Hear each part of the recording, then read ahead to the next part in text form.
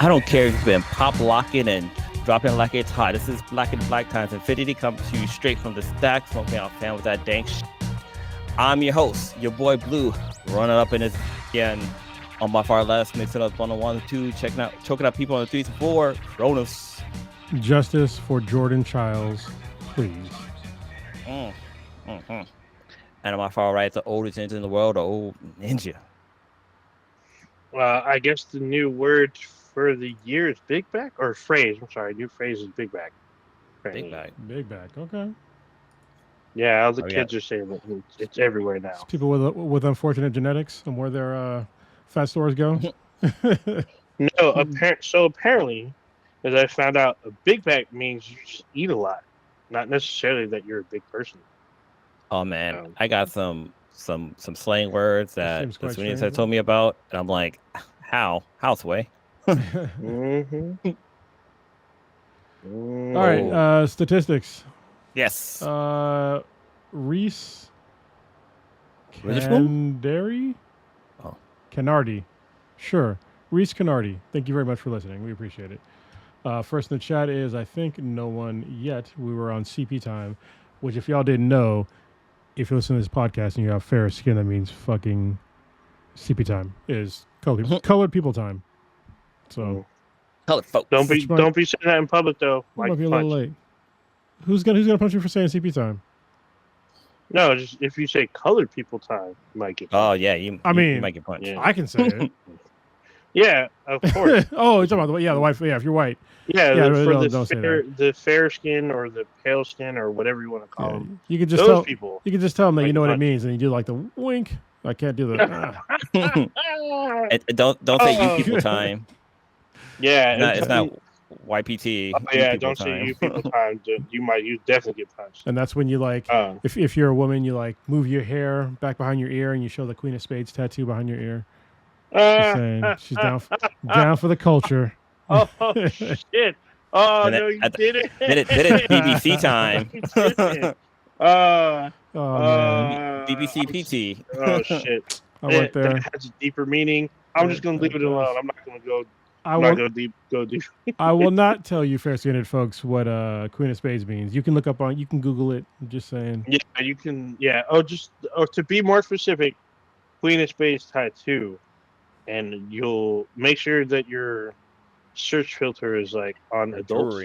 Yeah, we're not talking about Batman villains. I'm just saying. Yeah, man. What's the name of those guys? The Royal Flush Gang. Yeah, the Royal Flush Gang. I'm pretty sure it was I'm pretty sure it was the Queen of Hearts. Not the Queen of Spades. Yeah, it was Queen of Hearts. I think they knew what they were doing. Ace of Spades. Yeah. Ace of Spades. You don't want that with the powers. They know what's up. Well. I got a couple RIPs. Oh no, you have some RIPs. That's a great intro. I'm just saying. Just 10 out of 10. Would recommend. Wow. Why is this having an ad? Sorry, I'm looking at our Twitch feed and there's ads in the chat. Ads in the chat? What the? Yeah, there's an ad for Apple TV. It says earn rewards by purchasing or gifting subs to us. What? You want to fucking stream on Discord? Yeah. Weird. Anyway. Gonna pour out some Colt 45 this week. We're gonna start first with Rachel Lillis. She's most notably known as the voice of Misty and Jessie on the popular animated show Pokemon. She's also lent her voice to other anime shows and video games. She's provided sound cues and I guess gurgles and whatnot, just sound effects in general. Gurgles? For other Pokemon. What the fuck? You went to gurgles? That's what it was described as. I'm literally copying another entertainment magazine. Anyway, for other Pokemon such as Vulpix, Venonat, Goldeen, and Jigglypuff. She's also the voice of Jigglypuff in the 2019 film Detective Pikachu. And she's worked on 5 games, including the Super Smash Bros. Games. I was going to say, Jigglypuff is my favorite character in Super Smash Bros. He's OP. Or whatever it is. I don't know if it's a guy or girl. Whatever it is. It's just they, them. Whatever they are. I fuck up people with Jigglypuff. Just saying. I prefer Kirby. Actually, no. I'm another- thinking of Kirby. Yeah, it's Kirby. I use okay. Yeah, Jigglypuff 'cause every now and again. Yeah, you can be Jigglypuff, but I prefer Kirby because Kirby's still shifting people. Yeah. Yeah, Kirby can like quadruple jump and shit. Like it's hard to knock his ass out the ring. Yeah. Kirby curves people. Yeah. Yeah, And then he still the Kirby's not power. people. Yeah. Yeah, it's great. She was also a screenwriter who wrote treatments for Boogie Pop Phantom and KO Beast. She's also provided voice work for video games such as Valkyrie Profile, Pac-Man and the Ghostly Adventures, and Lego Jurassic World. She was diagnosed with breast cancer this past May and passed away at the age of 46. Damn, A that's couple days ago. so goddamn. For y'all younger listeners, this actress is basically our age, except Rowan Ninja, me and Blue's age, and yeah, it sucks getting older and like people are just like dying, and it's like I guess we're at that age. But actually, I've had people die earlier in life, but it's accelerating people that are in our age group. It's fucking sad. It's sad when it's people we know, like so not like personal friends stuff like that, but like celebrities that we grew up with. No, I mean, damn. There's people that I knew that were in the Marine Corps that are already passed away. They're no longer with us? Nope. And yeah, and other people. I know folks from high school. Yeah, remember there's a girl named was a woman, but Natalie. Like I'm not gonna say her last name, Blue, but you probably knew her. Yeah, I knew her. She was my 24-hour girlfriend's best friend. Oh yeah, so yeah, she passed away in our like maybe late 20s, early 30s from breast cancer. So yeah. Yeah. Damn. Next up, we have Wally Amos. Is he was a guy? Yeah, he was a television. So he was a television personality, entrepreneur, and author. He was the founder of the famous Amos chocolate chip cookie, the Cookie Kahuna, and Aunt Dila's Cookies gourmet cookie brands. And he was a host of the adult reading program Learn to Read. When he got out of college, he worked in the mailroom at the William Morris Agency and eventually became the company's first black talent agent. He signed Simon & Garfunkel.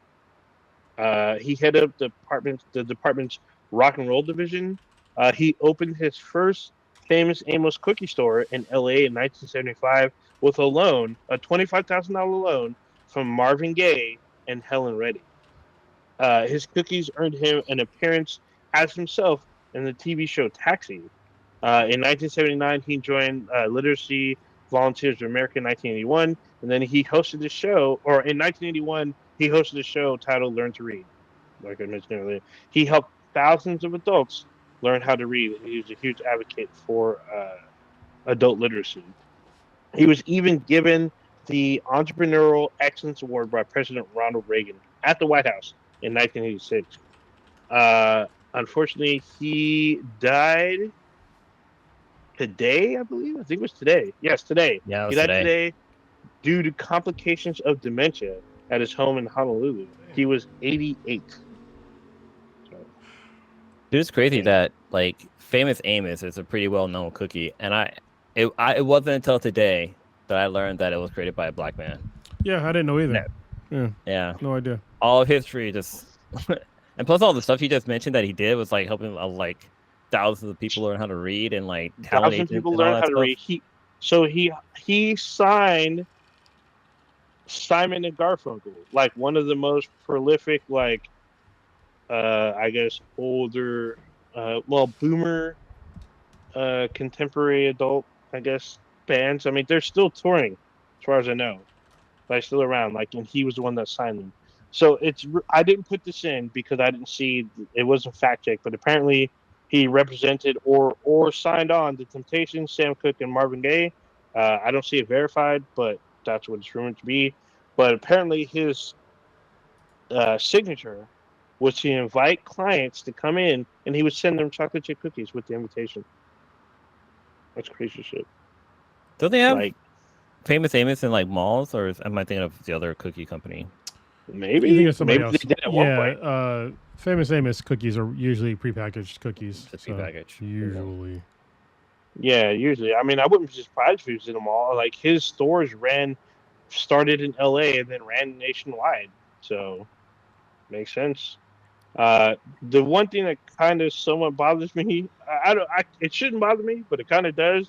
The picture he has, or the picture someone posted, is a picture of him in 2007 with a watermelon hat.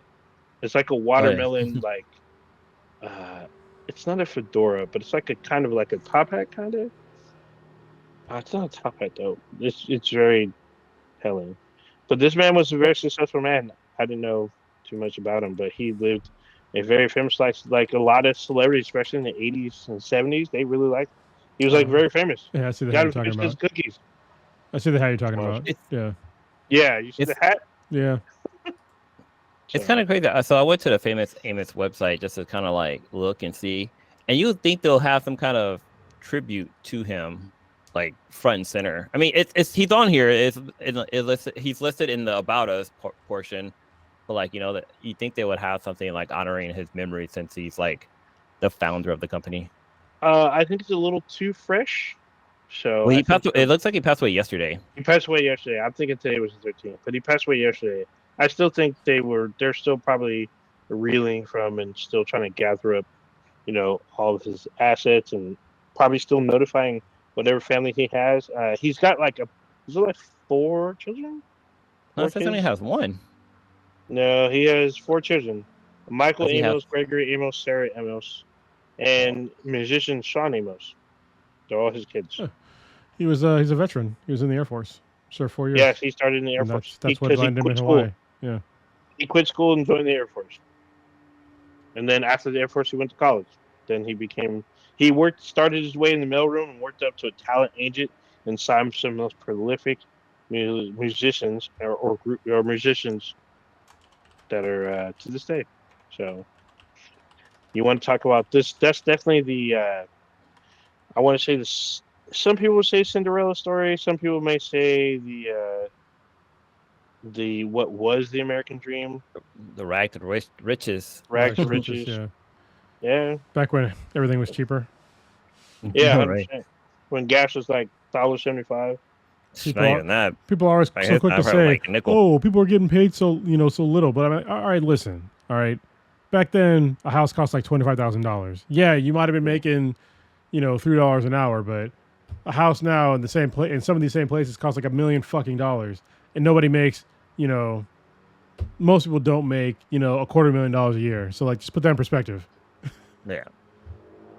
It's I've seen people do like the math of like the income versus housing difference. Like it's like I think it's like your income was like I don't know, like 24% of the housing market, and now like houses are like beyond reach. Like it's almost impossible to buy a house nowadays, so they're so expensive. Yeah, like I'm sort of fortunate that I'm a veteran, so I use my VA loan. So I it's relatively easy for me to afford a house. But I'm not paying a down payment. I don't have to. I have a very low interest rate. I just refinanced for like 6%. I know the rate's going to come down again. So, dude, our rates, we got it at the peak when it was like super low. It was like our rate was like 2.75. Yeah, but the last house in Hayward, it was 3.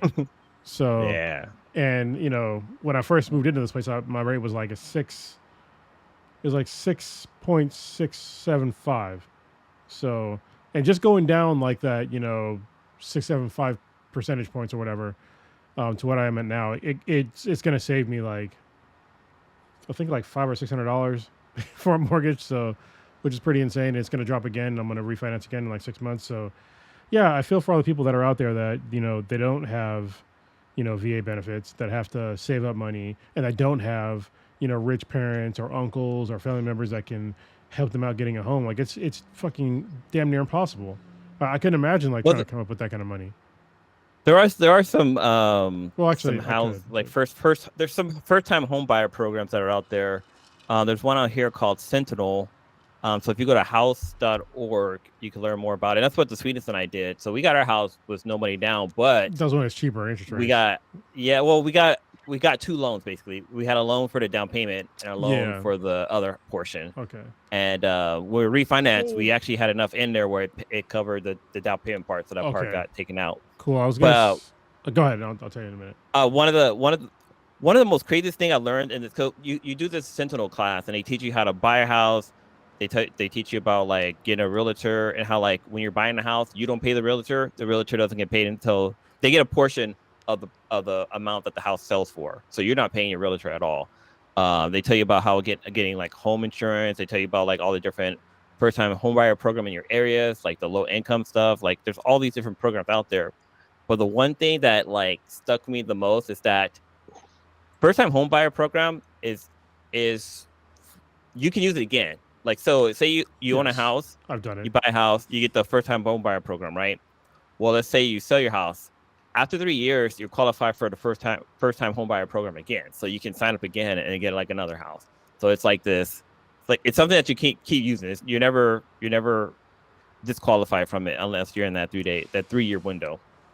If that made any sense. Yeah, no, I was surprised that I got it like when I moved to about the house in Hayward, that I was eligible for it, and I was like, but I didn't own a house since like at that time like 2009 maybe, I think is when I sold my last house. So my house in Escondido. So yeah.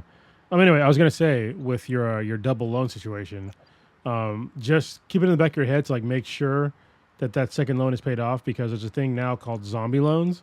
Like a bunch of folks, they had to refinance after the last, housing crisis in like 2008, where they thought they refinanced and they paid off their last loan, but they didn't.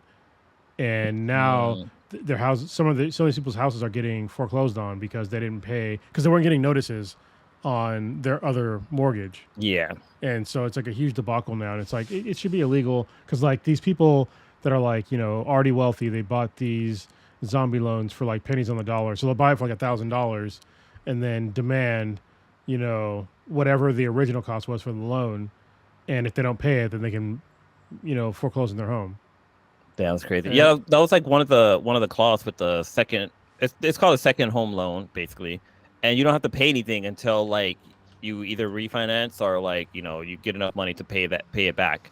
It still accrues interest, but like you don't have to pay it. You're not forced to pay it at all. But if you were to refinance, you have to pay off that second loan. Like if you don't, then they'll start charging you. Which is part of the. I think they mainly want you to stick with like what you have at the time. But if you have like the money, like if your home has the equity and that could cover that, then you should be good to refinance. But yeah, if you can just Google local first-time home buyer programs, and a lot of the times you have to do the class to be qualified for the first-time home buyer program. Or I think it was like $55 or something like that for it. Yeah. And it was worth every. I went twice. Well, the second time I didn't pay. I just kind of crashed the class. I went with the sweetness. But I still have all the paperwork from the class and like the people I met. Like it was really, really beneficial. Or you could join the military, possibly have questionable morals after you join. Just sell your body for 8 years. It's not 4 years, it's 8 years, just to be clear. Anyone that tells you that join the military is only 4 years is lying to you. It's 8 years. So, but yeah, if you're fine with all that, like I apparently was, you can get some good benefits on the backside. So that's what I'm enjoying now. But I'm not enjoying the injuries and shit that I accrued while in the military. So, yeah. Anyway, let's talk about something more uplifting, maybe. So for people who may be asking, before you are asking in the chat, Prodigy's not here. He's going to do some husbandly fatherly. Happy birthday, Mishka.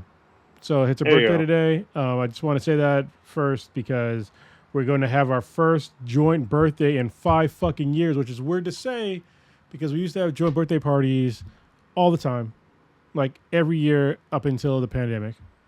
Yeah. So I'm looking forward to hanging out with her again and her family and Prodigy. Nice. Yeah. Sounds like fun on a bun. I forgot what I wanted to talk about. There's a few. We got a huge ass list. It looks like Yeah. so. We do. Oh, did you want to get into it? The first one, Borderlands. Did anybody else watch this besides me and Cronus? I watched I it. guess Blue. That leaves I you. have to go. Yeah, let's go in. I haven't watched it, but I don't plan on watching You don't need to. Oh, After this Ninja. review, right. Yeah. Oh, Ninja, your video's frozen. We can still hear you, so it's fine. But I'm just letting you know. I'm frozen. Yes, you're frozen. You're basically Elsa up Yeah. in this bitch. Let Yeah, it go. just let it go, Let bro. it go. Wow. Let's see what the reviews are right now for Borderlands. It's gonna be quite low. Yeah, it's I didn't know I was frozen. I think I was because I was on another tab. But anyway, still doesn't matter. Okay. When did you see it? I saw it on, I think, was it Sunday night? Pretty sure it was Sunday night. Yeah. So it's fresh. Unlike a Toronto Tomato score. Yeah, I saw it last night. So what did you what did you think? So I guess I should preface this by saying I'm not a huge fan of Borderlands. Like I enjoy the game. That's because you're awful. That's all good though. I mean, I if I didn't really like them, I wouldn't have bought the games. I bought the 3 main games. I don't have the Handsome Jack collection, and I don't have the Tiny Tina thing. Tiny Tina's. Oh, Wonderlands. Our yeah, Tiny Tina's. Yeah, the Wonderlands game was actually pretty good. Yeah, and I guess there's rumors of a sequel, but anyway. So I have just Borderlands 1, 2, and 3, and I enjoyed those games. They're definitely extremely fun fucking co-op games because there's no PvP. Mhm. I guess there is kind of PvP. Like you can talk shit to people, and you can challenge. You can basically do I challenge you to a duel, pat, and then it's just you and someone else. You fight it out, and if someone goes down, but then you can pick them up, and then you rejoin your squad. It's pretty funny. But watching the film, it's just weird that the characters they picked weren't all the original characters from the first game, and the colors and shit and the way the universe kind of looked, it looked like Borderlands, but the story was kind of I don't know, I didn't really care that much. Kevin Hart wasn't his usual Kevin Hart self, which I think was kind of good, but he wasn't Roland. Yeah, he's shorter than everybody in the he's fucking definitely cast. no Roland. Yeah, I didn't get that casting. Yeah, and then they changed the part because Roland and Lilith are supposed to be a thing. In fact, this movie they kind of hated each other. I guess the main villain was he supposed to be Handsome Jack? No, it's the he was Atlas guy. He was the Atlas guy. Yeah. I don't know. They should have had Handsome Jack. That was a very obvious what the fuck. I mean, I really like Ariana Greenblatt. I think she's been, for someone so young, she's been some of the biggest movie franchises on the planet so far, because she's in Infinity War and she's in Star Wars. Yeah. And she's now in this, and she's older in this one because the other one she's really young, or the other 2 franchises. Well, I mean, that's really young. That's how time works on Ninja. Wait, she's not X-23?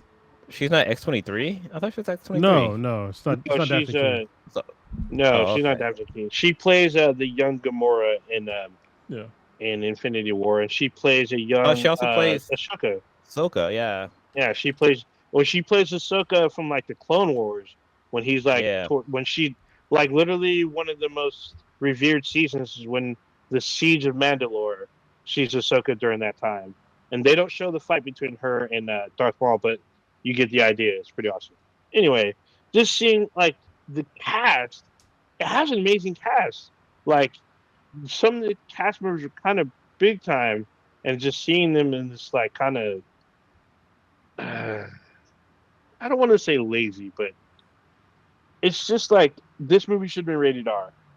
There should have been blood and fucking guts and shit. It's Eli Roth, for crying out loud. This guy does fucking crazy fucking horror, controversial horror sometimes.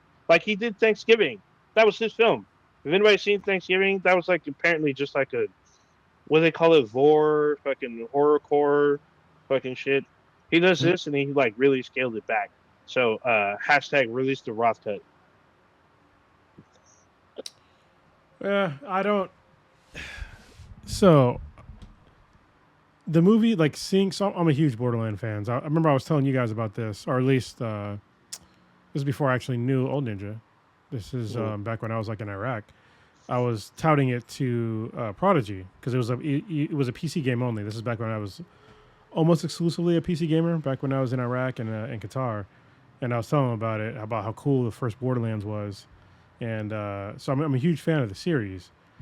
And it's funny because like I remember when the game first came out, they changed the game dramatically because it was supposed to be like realistic looking when they first announced it, and they changed it to cell shading, and I was like, oh, this looks like bullshit. And then like I played it, and I was like, oh, this is dope. So yeah. Anyway, the movie had some of the cardinal sins for me in a movie. It has to do with continuity. There was like a lot of continuity issues in the show or in the movie. Like there's a lot of things where like they just kind of jumped around and they just kind of forgot like what they did. Like, so if you ever played like Borderlands games, like we all know that Claptrap cannot go upstairs. And so there's like a scene where like they magically go upstairs and Claptrap just appears like above the stairs. But then later on in the movie, like he has to have Krieg like drag him up. I'm just like, okay. And there's like other things that are just like the continuity was just like really off and the writing was pretty fucking awful, you know? I wish they would have got the first. I mean, this is no disrespect. Actually, I don't give a fuck. I don't know Jack Black. But this is not Jack Black's like best performance ever for voice acting. Like I wish they would have gave the role to the original voice actor for Claptrap. That'd have fit like way better. The original voice actor was like way better than Jack Black for this specific role. Yeah, like the guy who played Marcus though, that guy, I don't know if it was the original Marcus voice, but he seemed like Marcus. He sounded like Marcus. Yes, he sounded and looked like him. So go ahead. The voice of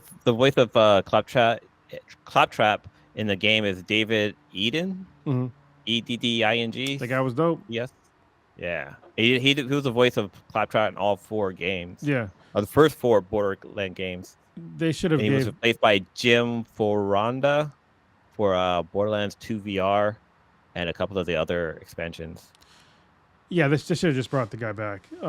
Yeah, he killed that role. The continuity issues. I already talked about it. The writing, talked about that.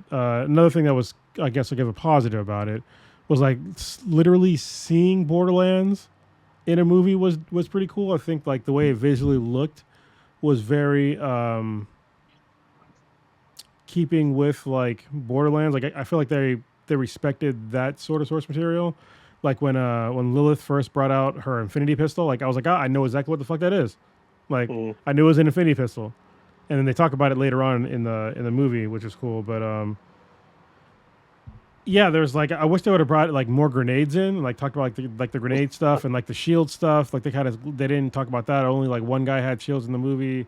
Seemed very weird. But yeah, mech? What's up? There was nobody had a mech or anything with them. No, I mean there was a small flying thing, but it wasn't like it wasn't a mech from like Borderlands, like the thing you're thinking of, like the loaders. There was no loaders in the game. There was no, even though they had Skags, it was like Technomancer, right? Is that what? Oh, the Necromancer. One of the guy's abilities. Yeah, the Necromancer. Yeah, that's my favorite character. But yeah, there was none of that. They had Skags just a little bit in it. They didn't have any Varkids really. Like maybe like a slight scene, you know. Yeah, it looks like they had a kind of a weaker version of Chromax, kind of. Yeah, and it was just like kind of, I don't know. It could have been a lot better, and I don't understand why it was that bad. Like, don't get me wrong. Like, video game movies in general are kind of bad, but they've been getting better for a long time now. We've had like a lot of really good, you know. I mean, fucking, The Last of Us exists. Why does Borderlands exist at this level? Like, seriously. Yeah. Our expectation is way too high for video games right now. Yeah. To release something like honestly, this. now that I think about it. But we've had good video game content recently. But what I'm saying though is like if we have The Last of Us and then we have Borderlands the movie, like I feel like this is disrespectful to like the fans of like having this current iteration of the Borderlands movie is so disrespectful to the fans. When we have other, I mean, there's like I said, The Last of Us. What was the other one that was fucking really good? That was on Amazon. Fallout. Yeah, Fallout was dope.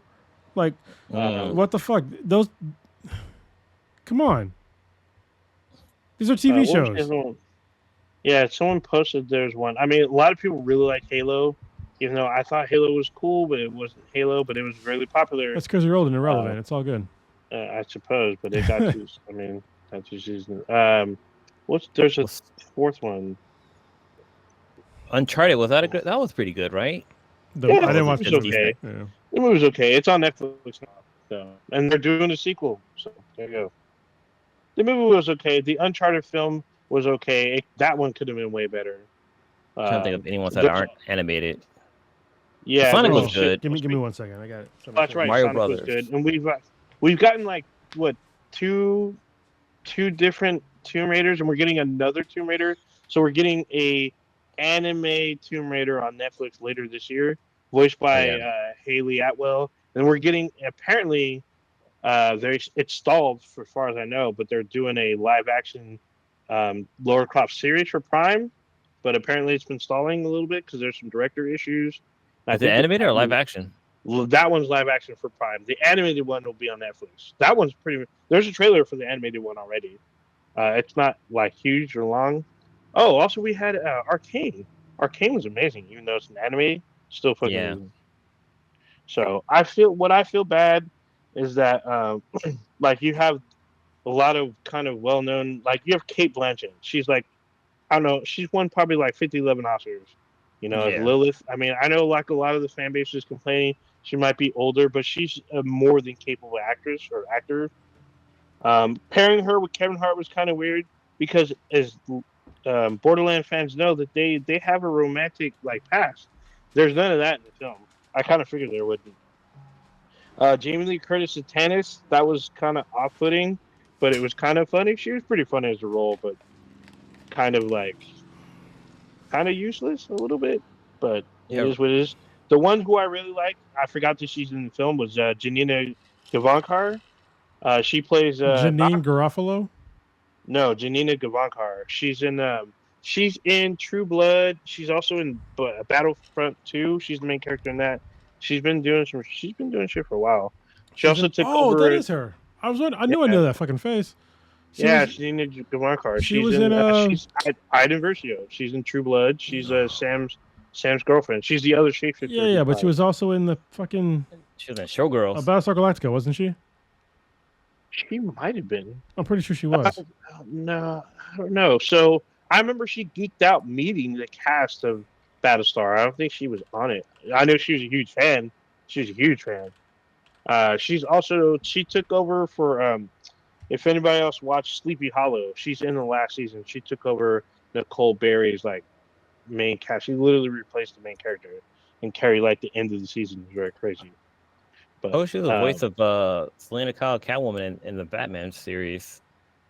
I like that one. Yeah. Which Batman series? It's called The Batman. So it's the one with the Batman. Okay. Yeah. It's the one on like CW. Yeah. Yeah, I haven't seen that one. But Janina, I really like. It's funny because she has a really good, like, love-hate kind of relationship with Sam Witwer because they're both in Star Wars. So they call each other traitor usually during Star Wars Day. He keeps saying she betrayed her empire, and she's like, "Well, you betrayed it too." So they go back and forth. It's fucking hilarious. They do it like every year. It's fucking great. I love it. All right, I did want to say. It's funny, like one of the cool things from, I didn't even put this thing together yet, but from Borderlands is I got something kind of cool. Oh yeah. Show it to everybody. I got Claptrap. It's a popcorn bucket. It's pretty big, actually. That shit was sold out when I went. It was only for display purposes. I'm like, why y'all have this on display if you ain't got no more? So it was kind of hilarious. I'm gonna actually finish putting it together now, but it's kind of hilarious because I got it. So on Friday nights, me and my daughter, my youngest, we do a movie night. And so we go to our local movie theater to get a mega bag, which actually I'll show you. Something else I want to show everybody else listening to the podcast.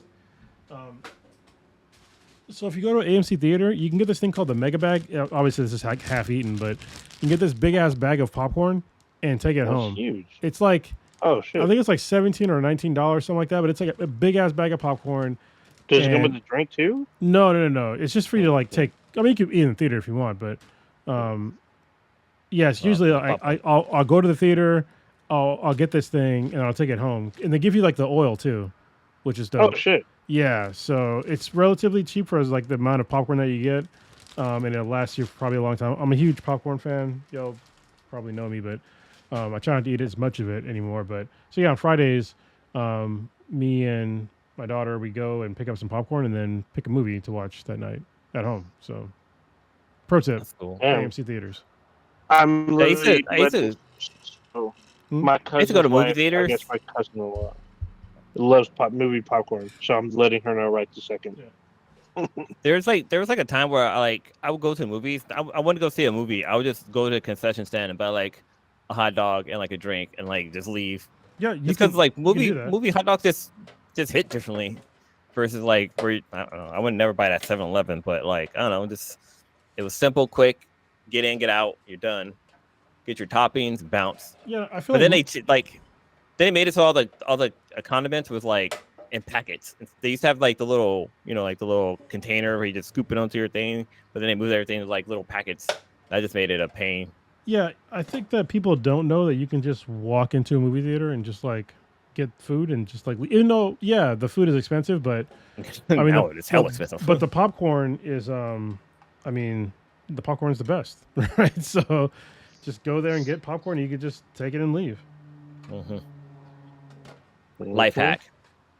I just want to point out B-Boy was talking about Gina Gershon as Moxie. Yeah. Mad Moxie. So I didn't mind that because the one thing I thought they were going to lean into, because if you play the games, there's like a lot of incest between Moxie and her family in the game. So they didn't really talk about any of that. Oh, and then what's his name? The guy who gives you the cars, Scooter.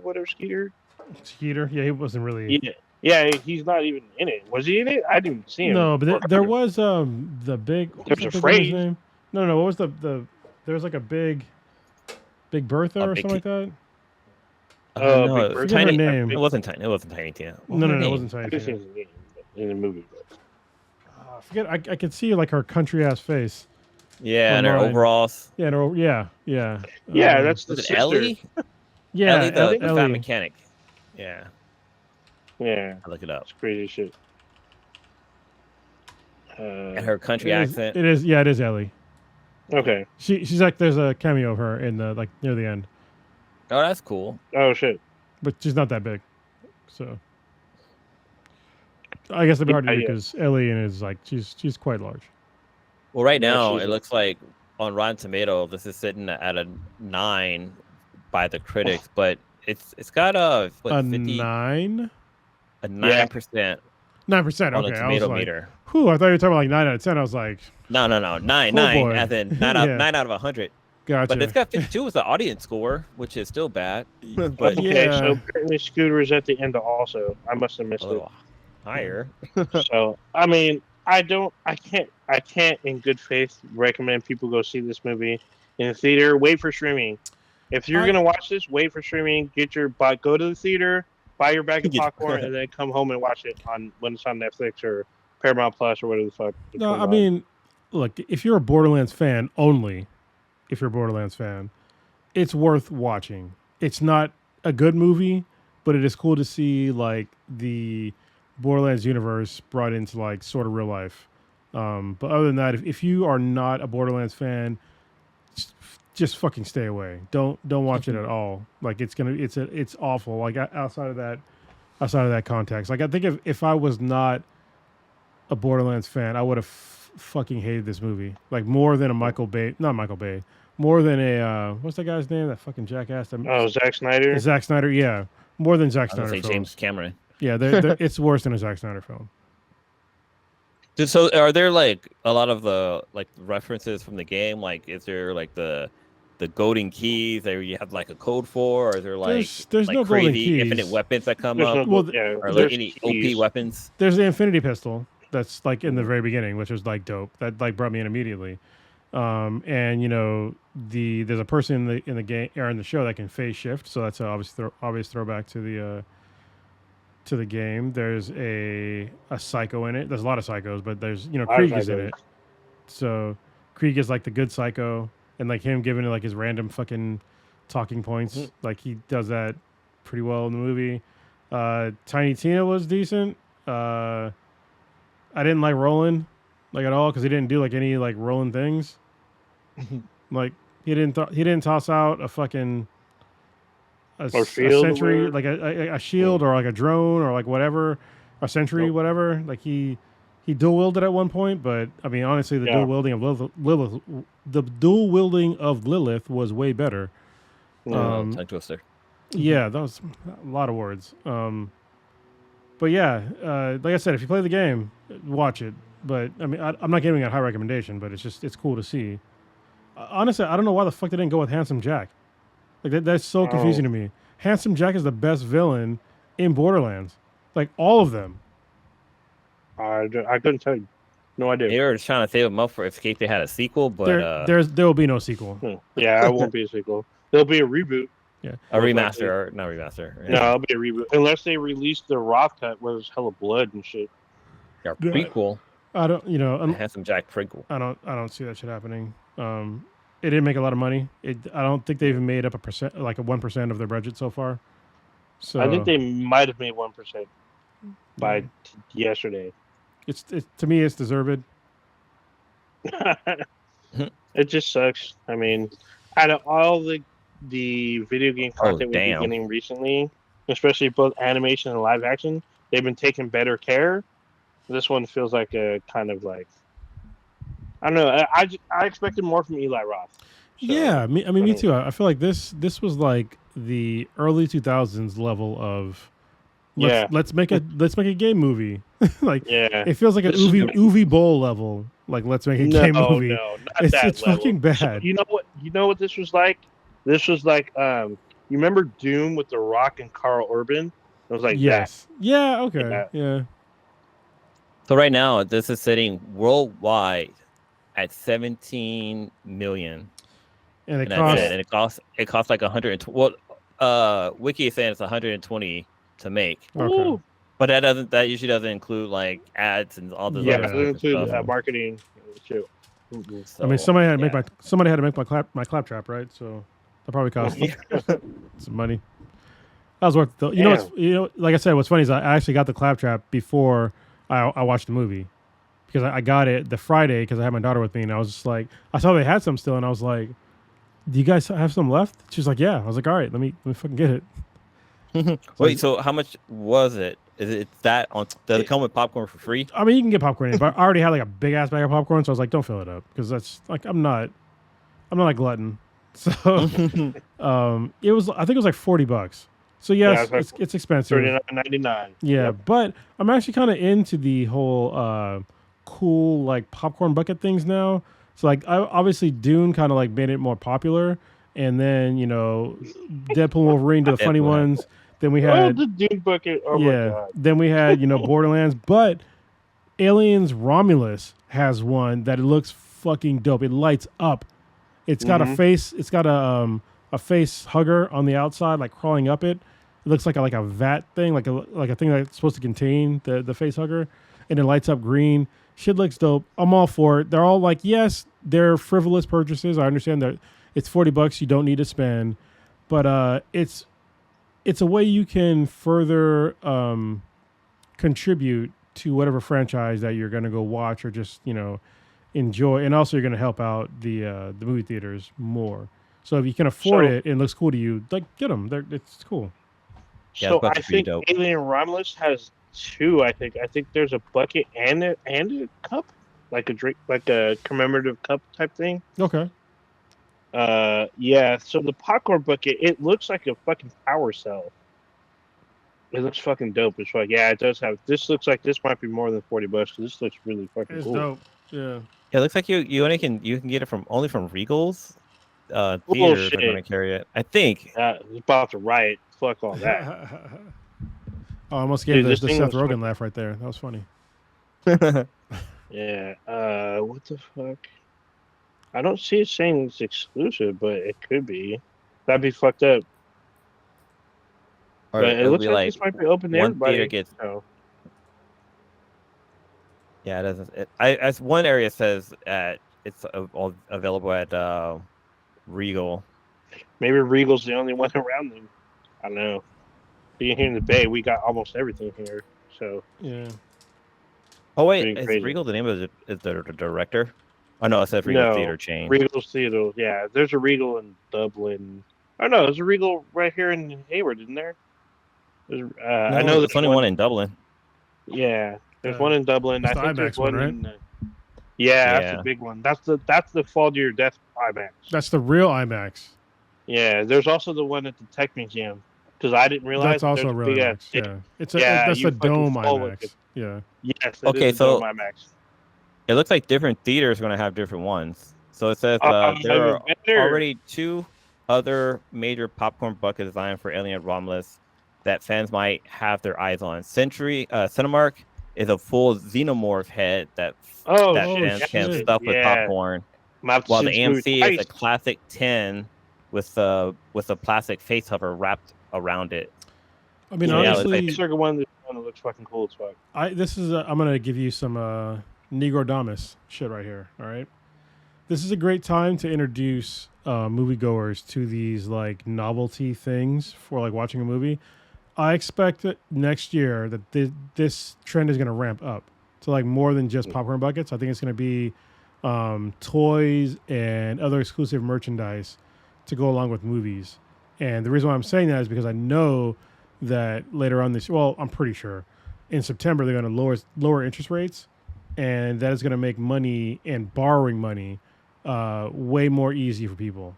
Like, so if you want to buy a home next year, people are going to you're going to have an excess of money next year because of the lowering interest rates.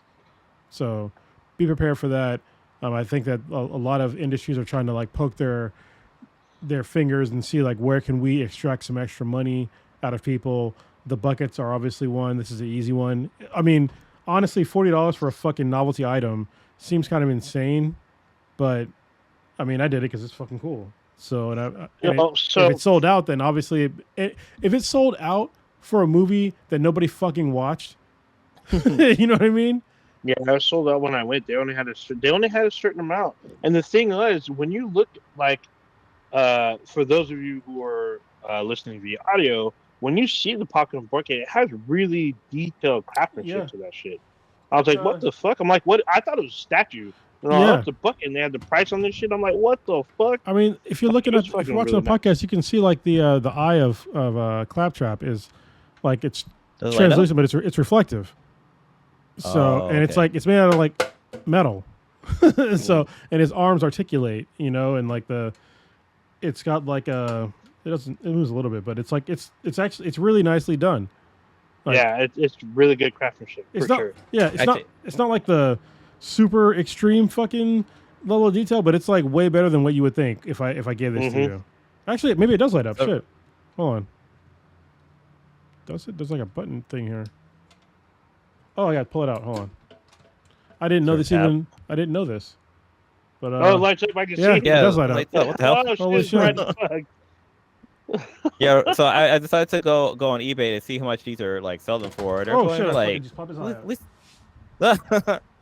oh my. They're going for like $100. So I mean, Yeah, there's value up. Especially it's when a they amount there. only made a certain amount. Because I can bet you they're probably not like a whole bunch of them. But that limited fucking amounts. face hugger popcorn bucket, that looks legit. Like, holy shit. Even the Claptrap one looked pretty legit. I was like, holy shit. When we went to see Deadpool and Wolverine, both buckets were sold out. They had them like, they had a full display for them. Even the displays they sold. I was like, what the fuck? Oh, there we go. You press the eye to turn it off. I was like, how do you turn it off? You got to press Oh, the eye. shit. Yeah, because I was That's like, fucking cool. yeah, That's cool okay. as fuck. See, 40. It's like, dude.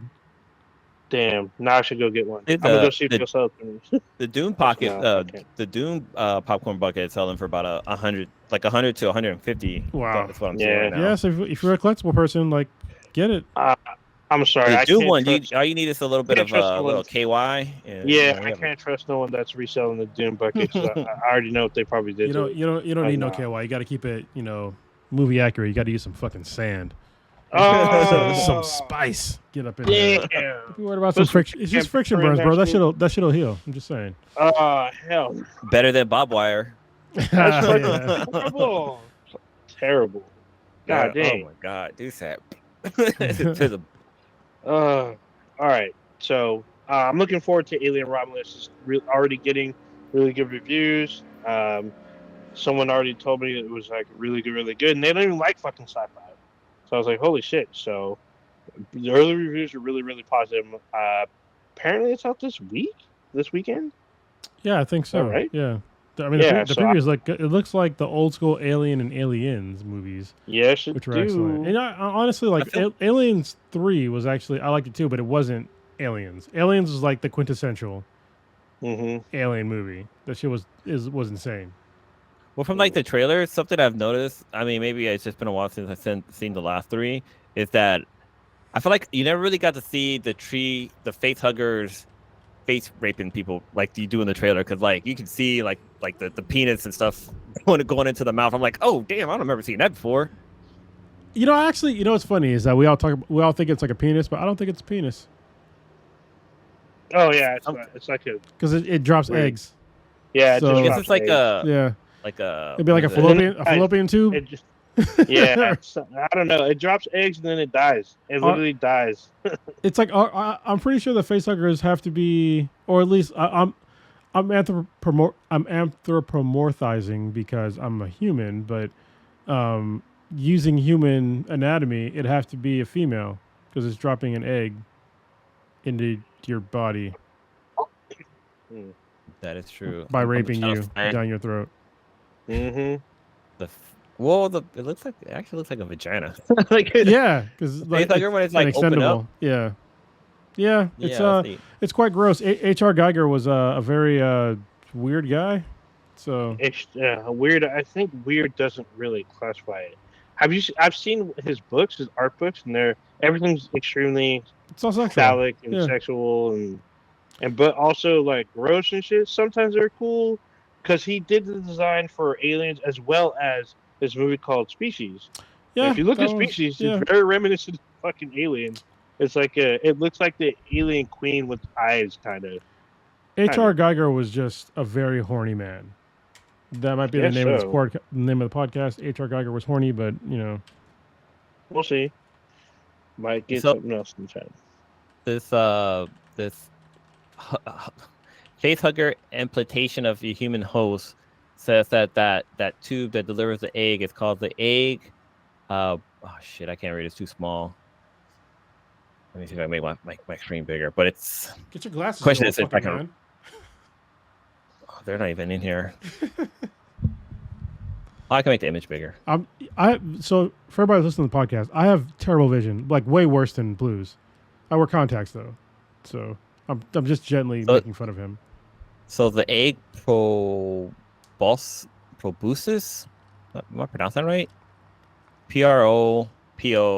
Proposcis.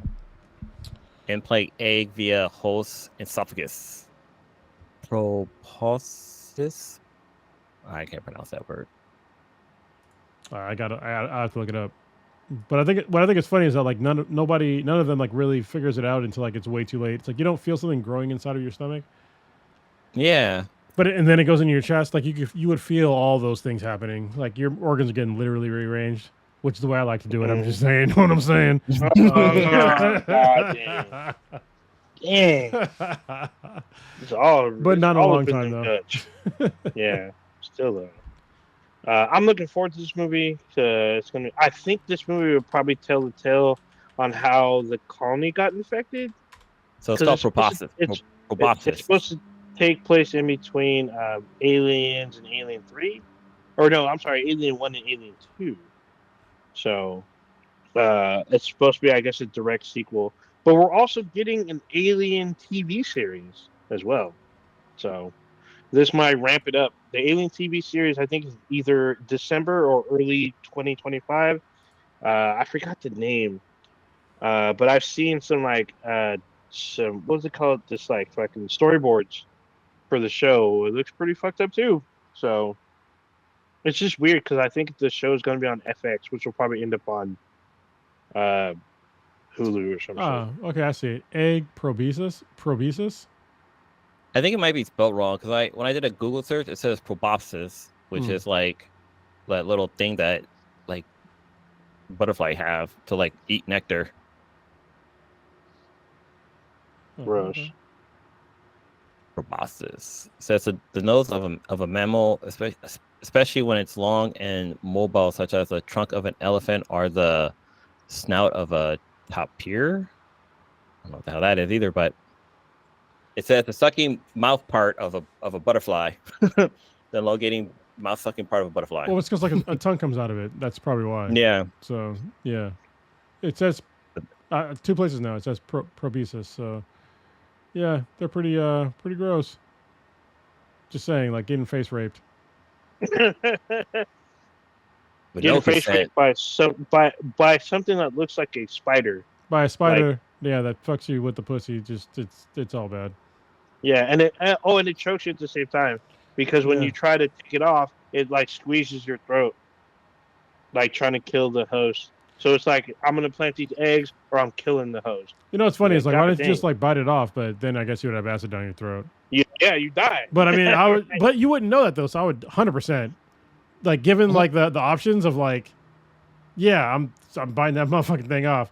I'm not gonna Haktua. I'm just biting that thing off. Oh god, dang. I guess I'll die of acid rather than an alien busting out of my fucking chest. Well, I mean, maybe that's the name of the podcast. I'm not gonna Haktua. Yeah. I'm not dying. I'm not dying a victim. Oh god damn. I mean, you're going out as a survivor. Yeah. But also a victim of acid. Yeah, so. I'm about to say it's internal juices are gonna melt your face off. Yeah. You're gonna be screaming with a phallic in your throat. Actually, you wouldn't be able to scream at that point. You'd be. Oh, you just choke. You would die. You would die gurgling at the same time. Die gurgling. That's even worse. Yeah. While it chokes you out too. Damn. Yeah. That's one hell of a way to go. Way to die. And it probably won't be quick either. You know what's interesting? No, it would take a while. Yeah, just shoot the temple. Fuck everything. Fuck everybody. Why the need for the face huggers? Because the queen lays the eggs, and the eggs become the face hugger, and the face hugger face hugs your face, and then like lays an egg, and that becomes alien. The face huggers need the whole point of the face huggers is to implant an embryo or an egg into a living host, so they can get their nutrients from the host. Oh, okay.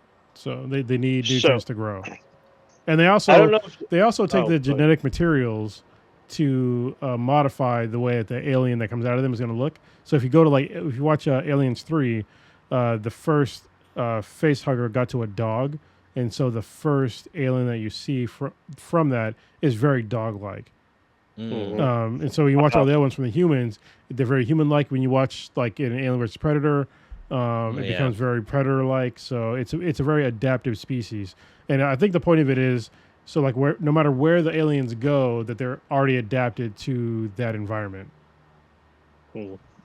Yeah, when they come bursting out, they're ready to survive where they're at. Yeah, and like the Pred alien seems like the biggest and strongest out of all of them. Yeah, that was a scary motherfucker. Yeah. I don't know if any of you ever played.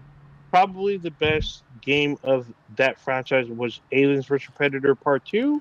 Yeah, so, that was an old game though, but yeah, it was fun. Yeah, it's an old game, but it has a better story than both Alien vs Predator, both movies. Those had shitty storylines. The game had a way better fucking story than all. And it's cool because in that game you plays all three species. You play as a human, a xenomorph, and a fucking predator. And their stories cross over at one point.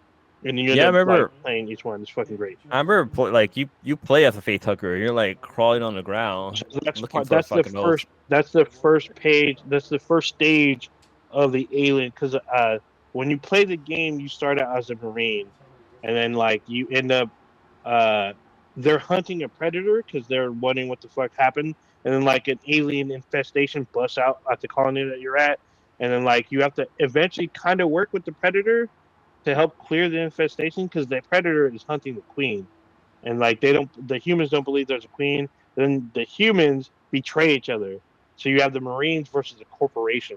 So you got to like fight other fucking humans. It's a crazy fucking game. It's fucking great though. With the movie Alien vs Predator, the fact that like the predators basically used the humans as like bait to create an actual alien. Like they knew how the whole alien thing, how they grow and stuff like that. So they grew them so they can hunt them down. But then, like, you know, shit kind of turned sideways when one of the face huggers got one of the aliens or one of the predators. Yeah, I wasn't too impressed with the fucking those films because the game did it way better. The writers for the game did a much fucking better job than the film. Well, what's I cool was about like, dude, so trash. AVP2, the game, was fantastic because they had like this really cool horde mode. That was like one of the first horde modes like ever. I played it a lot on the PC and I thoroughly enjoyed it. Like playing as the humans or the predator, and going up against like the aliens. The shit was dope. Like I play it to this day. It was dope. Like the story was great because I was telling Blue, like, even though you start as a human, there's a part where the humans betray each other. So it's the Marines versus the corporation. Yeah. So they end up hunting you down. They end up literally locking you in the basement with the pred alien, hoping the pred alien kills you. Like, what the fuck? It's wild shit. And like, Blue was talking about when you play as an alien part of the game. The first part of it is you play as a face hugger. You don't have you have to not get caught. If you get caught, you get blasted all over the fucking floor. So you have to find a victim. And like, unfortunately, in the game, I think you only get like 3 people you can infect. And if you don't get them by a certain time, you get caught and blown away. You either get melted or shot. Well, that's fucking crazy. Yeah, that game was crazy. Another reason why it was crazy is because if you played as an alien, like you had to get used to like crawling on walls. And it was very weird because it would like change your whole perspective. It was very jarring. Forgot about because you could literally crawl on the fucking ceiling and look down. So I'm like, what the fuck? How do I maneuver? Like, how do I go forward? Which way's up, which way's down? Yeah, you had to like. And you could drop down on the ceiling and fuck someone's face. Yeah. It was great. It's fucking great. Anyway, we're old video games. It was over. What's up? I said anyway, we're old video games. Yeah. This is like the very early 2000s. This is when that. Oh yeah. I have the game somewhere. I have it too. I still have the disc. It's I think it's actually behind me. I actually have also another game that's getting a remake, even though it's The Thing. The 2000, I think it's the 2003 The Thing, which is supposed to be the direct sequel to the 70s version. Okay. Yeah, so they're remaking the game, and I guess they're adding multiplayer. Apparently, I don't think the first game had multiplayer, but I never played it. I bought someone bought it and they gave me the game, and I never installed it, but I have it still. I literally still have the box. So, but apparently it's coming to consoles because it never got released on the consoles, and it'll be out I think in December, if I'm not mistaken. Yeah, it was like we're living in a very interesting time now where all the consoles are like kind of merging into like. You can play most games on most consoles, except for like some Nintendo games and like very few PlayStation and even fewer Xbox games at this point. But back in the day, like PC was like it was a powerhouse of like games that you wanted to play, and now it's like not so much. So anyway, let's move on a bit because I want to talk about the Olympics. Because that was a thing. It was a thing. Yeah, so this is 2024. It's August 14th. And the Olympics was last week and the week before that. And a lot of shit happened. Yeah. So one of the things I want to talk about, maybe not first, talk about in the middle, I guess, because it's kind of a controversial one. I don't want to talk about A first. Let's talk about breaking, because breaking was like one of my favorite things that happened last week. So breaking is also another word for breakdancing if you are of a different culture, but it's all good.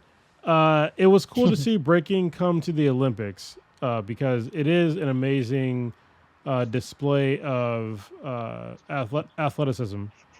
And I watched mostly the women do it first because I fucked my back up last week, and I was kind of laid up. Were you breakdancing? No, I was. I slept in my daughter's bed because she asked me to, and her like if you ever slept in a kid's bed, you know what I'm talking about. Like it's a terrible experience. Like it's all bad.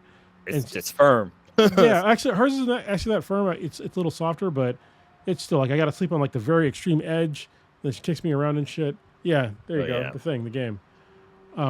Those are like the old school like PC games jacket. But Yeah.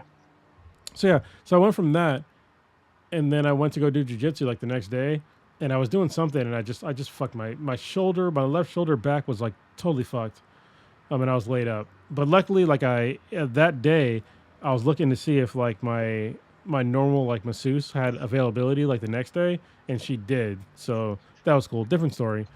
Um, but I was laid up in the morning on Friday, and breaking was on for the B girls, and it was fucking amazing. Like I feel like this whole thing got overshadowed by Raygunn, which we'll Oh, talk about in a yeah. minute. But the women that brought their skills on display for breaking, their level of talent was like it was off the charts. Like to me, it was like watching. So I grew up in the Bay Area where we had like a what they called zero gravity.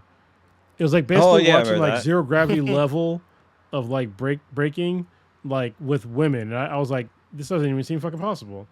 And then like watching the men, obviously they up the game, but the women were just they were really fucking good. There was like this girl named Nika that was from Lithuania that was wearing a do rag. And at first I was just like, why the fuck is this chick wearing? She's white, obviously. Why she's chick wearing a do rag? And then she started breaking, and I was like, oh shit, she's fucking dope. Like legit, she got a pass. Like she understood the assignment, did her thing. She was like 17 years old, fucking badass. Another woman named 617, or sorry, 671 from China. She was dope. And the woman who won from Japan, she was fucking badass too. I was like, man, it was like the whole thing was so entertaining. So if y'all only saw the chick from Australia in the green fucking sweatpants suit, Jumpsuit. yeah, and y'all were just like, oh, this is bullshit. Jogger suit. Just please ignore that woman and just watch the rest of the competition with like the both men and women, and you're gonna be pleasantly surprised. So did y'all watch any of that stuff? I got clips I- of the other performers, and what I saw was like, damn, this is what this like. I almost forgot about the whole Raygun situation just because Yeah. she was everywhere. She's all over the news. She's all over like different social media platforms, and like nobody was really talking about the good performers. Like I barely see any coverage of like the actual people who won bronze, silver, and gold. Yeah, she was almost like she was like a poison pill. Exactly. And I was You know that like let's say one bad apple spoils the bunch. She was that fucking rotten apple with worms and shit like crawling out of it. yeah, I don't understand how she won. So I watched like there's no videos that I've found so far of how she won the Oceania, because you had to beat people to like get there, right? Yeah.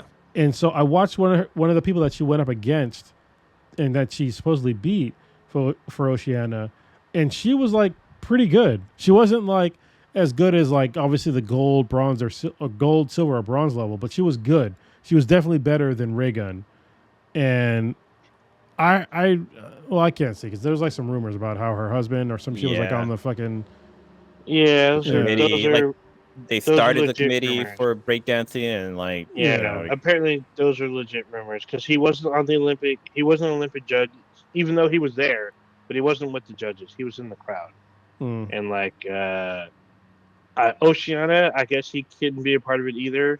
So yeah, it's a lot of bullshit. I think people just wanted to drag her down because of her display. So I was talking to a coworker, and the way they described Raygunn's competition entry, it was more like interpretive dance than it was breaking. Yeah, that's not breaking. It's exactly. It was like her interpretation of breaking, and like she went in and doubled down and said she knew she wasn't going to win, so she did like her artistic dancing of breaking or something so much of that. And I was like, well, how did you even get this far? Like, there are legit people. I personally believe that a lot of people did not know that breaking was actually a real thing for Olympic. I think people thought it was just a rumor, and I don't think like real real breakdancers would have tried out. Like I feel like, especially in the U.S. team. Oh like, no. So they definitely did. Like real breakers. No. I feel like they showed out, but because I watched the men's, but which I'll go into later. But I think because Raygunn's an Australian breakdancer, but she got a lot of flack because she's an academic because she teaches breakdancing history and breakdancing theory. Yeah, and I'm like, that's what the fuck? that honestly that is like a. I feel like it's, how do I put it, like gently. I don't know how to put it gently, but it's basically like it's almost like a caricature of somebody who is teaching a class on any culture that has no actual connection to the culture.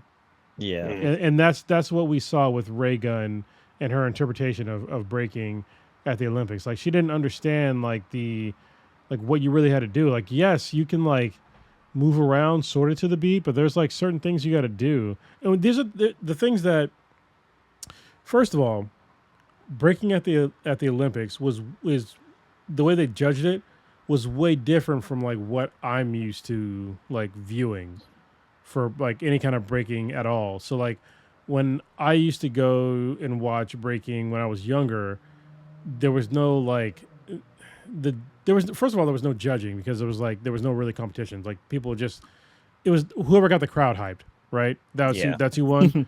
But now there's like criteria. And so I was very confused watching the Olympics version of breaking because to have any kind of sport, you have to have criteria on like who wins and who loses on based upon what criteria, right? And obviously that gets harder when you do more artistic things like watching gymnastics is probably a good example, or even like figure skating. Like there's artistic elements to it, but like what are you looking for in those artistic elements? And one of the ones that I was confused about was some of the breakers would give like hand signs, and I was like very confused like why they're giving hand signs. It's basically like to show to the judges that like the person that's currently breaking is doing repeats or a canned routine. And so that's really frowned upon in breaking, and that's why if you watch like 671 from China, she's like, if you'd have put her like, I don't know, in the 90s, she would have been the best breaker on the fucking planet. Like she was her shit was dope. It was insane, but apparently like a lot of her moves were like they were kind of pre-planned moves. Like she has like a routine that she does, and in breaking, you're way more lauded on having creativity. And so freestyling. Yeah, and so getting back to Raygunn, she was being more sort of creative, but in the kind of wrong way. Like you can be creative, but you have to be like on beat and like really understand the music and understand like when there's breaks. So people don't even understand like what the fuck breaking means. It's like literally dancing to the breaks of a song. And so I don't know if that was explained, like, because I was laid up on Friday, but I mean, if she's a teacher in that dynamic, she should 100% know. Yeah, she has a PhD in breaking. Yeah, she should know. Like, you have to set another thing. Yeah, that's one of the criteria for breaking of like getting to the beat, like timing your moves to the beat, to the break, and. Like her shit was just like kind of disjointed. Some of it was like kind of on beat, but it was like it was really weird. There was like no athleticism. You know what I mean? So it was artistic, and she knew she was. She said she knew she wasn't going to win. She's the only person I know. Well, she got zero, right? An Olympic score of 0. She got 0 through 3 competitions. She scored 0 on all of them. How did you get to the Olympics and get 0? I can bet you, there's a ton of breakers in Australia that could actually break. I just told you, like I watched one of the women that she supposedly beat, and she could fucking flare. She could do windmills. I didn't see Raygunn do any of that shit. No, she didn't do it. Shit, like I mean, her groundwork would look like she's like a flopping fish. The whole internet was saying it was like somebody's mom got onto the dance floor, started trying to break. It's basically what we were watching. Well, like we had a drunk Karen on the dance floor dancing. And honestly, and the terrible part about all this is that, on one hand, I'm not gonna say that. Fuck that. Like she took the spot from somebody that could have represented our country better. Exactly. And It's that's 100%. what it comes down to. Somebody can Mhm. represent their country way better. And I don't want to like shit on her as like a person, but it's like you had to have fucking known that somebody from your country or from your region was better than you, and for whatever reason you got the spot. And if you thought that you were better than like, did you not like scout your competition? And I know you had to, because there's video footage of her competing before. She had to have known these people. So like a lot of the folks that were in this breaking competition for women, or even for men, they've competed against each other before. So like they know the level of competition. And the delusion of thinking that your current skill level is comparable to the ones that also qualified for the Olympics is fucking insane.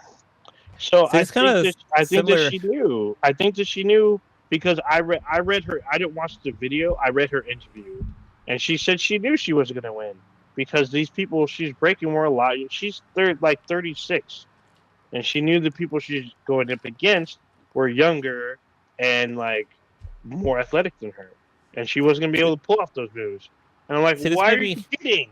Why? This made me think of that. I'm not sure if it was like, I think it was the last Olympics where there was a runner that did what's it called, the hurdles. There's a team that had a chick that ran the hurdles, and it turned out to be like the niece of like the commissioner for that country, and this girl came in last place. Like, when you saw her, you're like, there's no way, she's trained to do this. She was like overweight. She like had to like tippy toe over the hurdles, and I think she has the record for the slowest time. And I think there's other countries that have done that where they had some family member or somebody else that they somehow got them to go to the Olympics to do this event, even though they were way underqualified for So okay, a couple of things. I'm glad you said that. So yes, those things do happen, but usually it's from countries that have literally no money, or not literally, but very low funding. I'll say that. That's a more respectful way to say it. But also, which Raygunn's country has plenty of funding to do whatever. It's from fucking Australia. They're not. It's not. They're not. She's not from a third world country. And then also, it's just like, how do I fucking put it? Like that's the best that country had to give, and they qualified. The Raygunn is not the best that Australia has to give. She's just not. And then I know right now she's like trying to sue people, or I guess she's coming up to people that made fun of her on the internet. I mean, I don't know. Is it her or is it the boxer chick? I think it's her too. It's Imane. So that's the boxer, which we'll get to in a second. But that's way more controversial, and like that's why I don't want to start with that one. I think she's like coming after people too because of like they're making fun of her performance and this and that. But yeah, but like I don't know, it's just because Kronos, you were talking about like, oh, you're watching the Beep Girl event, and I went onto TikTok and that's all you Raygunn saw. was that's all you saw was just her, and I was like, is this real? You didn't see like, any of the other like fantastic women and girls that fucking killed it. Like honestly, but it's sad because she overshadowed those two. So yeah, she took the spot of somebody who could have represented Australia better, and then her performance outshadowed all the really good people, and everybody's just talking about Raygunn, which I mean, I guess bad marketing is good marketing, I guess.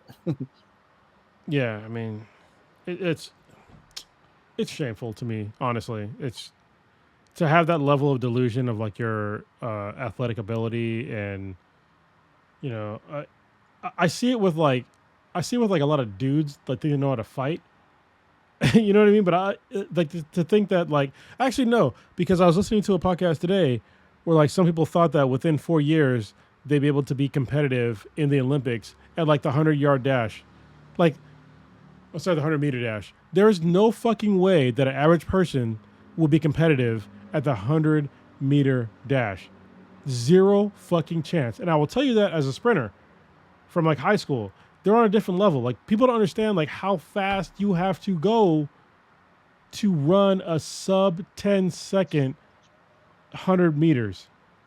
That is insanely fast. I want to say it's like I think it's Noah Wiles. His peak speed is 27 miles per hour. Like 27 miles per hour is fucking fast. That's like a car. That's car fast. Not car fast, but it's like if you can run over a speed limit, that's fucking fast as a human. Yeah. Like you get a ticket if you're running in a residential speed limit. Yeah. Like I want to say Usain Bolt was like he got closer to like 30, but even then, like it's like once you get past like 22 miles per hour, that's fast for most people. And there's only been like a few people that have actually seen me like sprint like when I was younger at like full speed. I think Blue, you probably saw me when I was like actually a sprinter. Like I was fucking fast, but I was not Olympic fast. Even back then. If I would have trained back then, would I have had a shot to maybe get in the Olympics? Yes, only because I was naturally fast. But if I was like, if I had no athletic ability before, if I never trained, if I didn't, there's literally zero chance you have to make it to the Olympics, especially at any kind of speed event. You always be the slowest, just try your best. Have a bad day. All right. So I'm going to talk about a controversial subject. All right. Yeah, this one caught me off guard. With the Olympics. Even I fell into it. Yes. And I saw when you fell into it. Wait, and I wanted to comment. Sorry, one quick thing. So the Summer Olympics are going to be in LA next time around, which is 2028. Yes. And breakdance has been removed from. Okay. Well. Okay. So that's we had to give kind of like a little asterisk there. It's being quote unquote removed, but so there's only so many I guess Olympic like events or like sports you can put into any Olympics. And so every year they have up to 5 or up to 6 new events that they can have. And these new events might not get picked up. So it's not that they got canceled or anything like that. It's just they're on like the bubble of like, we're going to try this. We're going to try this out. But there's no guarantee you're going to make it to the next one. There's been plenty of games that are like that. And so breaking was just one of them. There's a bunch of other ones too. Like, one of them was boxing. Apparently they're not doing boxing. They're not doing boxing. Yes. But don't be afraid. Like they dropped wrestling before and it came back. So don't worry. Breaking could come back. And I have actually kind of like moderate hopes for wrestling for breaking coming back because it had a lot of views. And actually, honestly, you can kind of thank Raygunn. To be honest. 100%. So, anyway, the controversy I want to talk about is Imane Khelif, who's an Algerian professional boxer. She's a woman. I need to be specific. She is a woman that caused a lot of controversy during these Olympics. And I felt really bad. So Blue, yes, he fell for the bullshit that was going around. I wanted to comment when you commented in like our group chat about it, like maybe look it up, but you looked it up the next day. And so there's been a lot of controversy about her not being a woman because of the way that she literally physically looks. Yeah. And she is a woman. She's not a trans person. She's not a man. She is from Algeria, where it is illegal to be trans. They don't have gay. So like, you can't like. She literally has no way to transition to being a man or woman, no matter how she started out in life. So there's a huge point to be made there, but also the amount of folks. Because she doesn't look feminine. How do I put this? Yeah, she doesn't look like, I would say, European feminine. And I think that's the main issue that I kind of want to stick with here. She had to go through like a lot of hardships to get to where she is. And she's not somebody that was like whooping everybody's asses. She has losses on a record, as being a female boxer. And I feel like people just attack this woman because there's this whole like anti-trans thing, especially in America, but also in Russia and other countries, that they don't understand that there are people that get caught up in this shit that are not trans people. And the first time I saw them talk about her being a man, I was like, I don't know. So I'm not going to comment. And then I actually started doing research. I'm like, oh, she's a woman, she's a female on her birth certificate.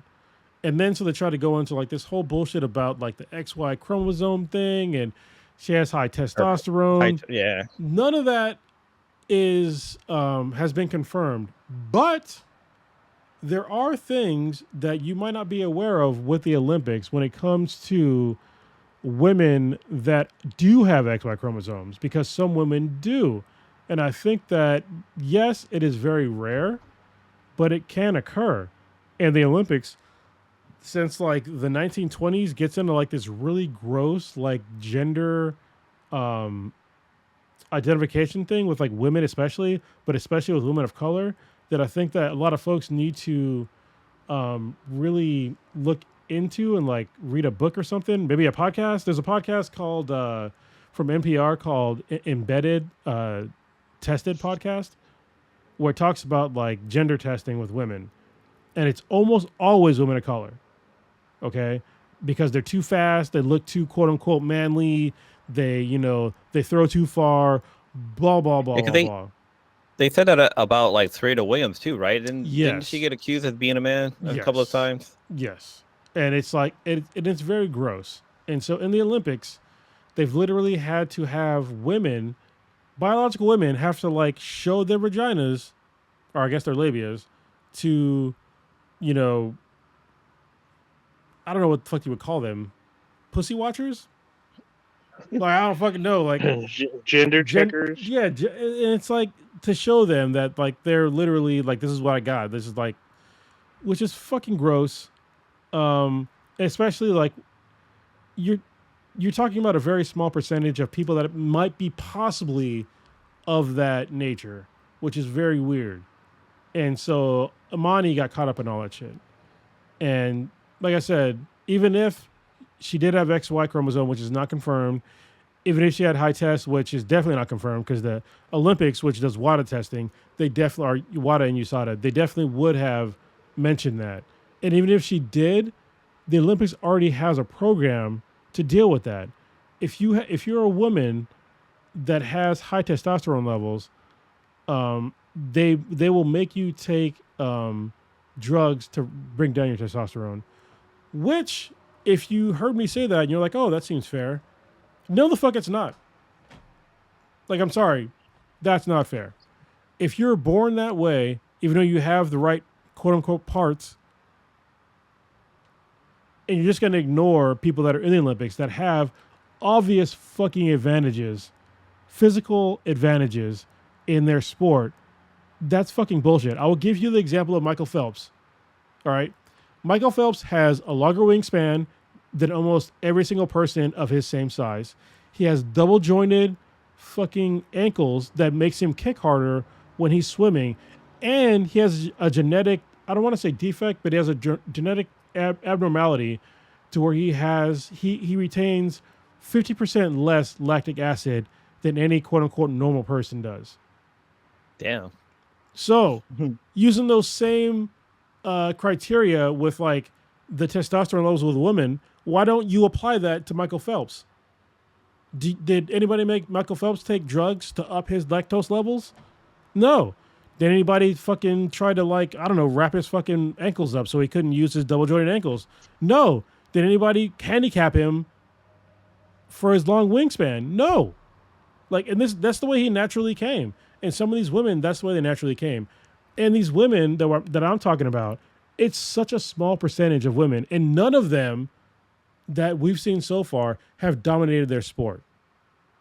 So everyone wants to bring up like that Leah Thompson. I don't know what the fuck her name was. The swimmer or whatever.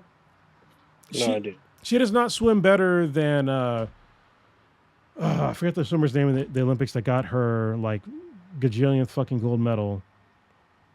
But she doesn't swim better. No, in swimming. Oh, no. In swimming. I forget her fucking name. Katie Ledecky.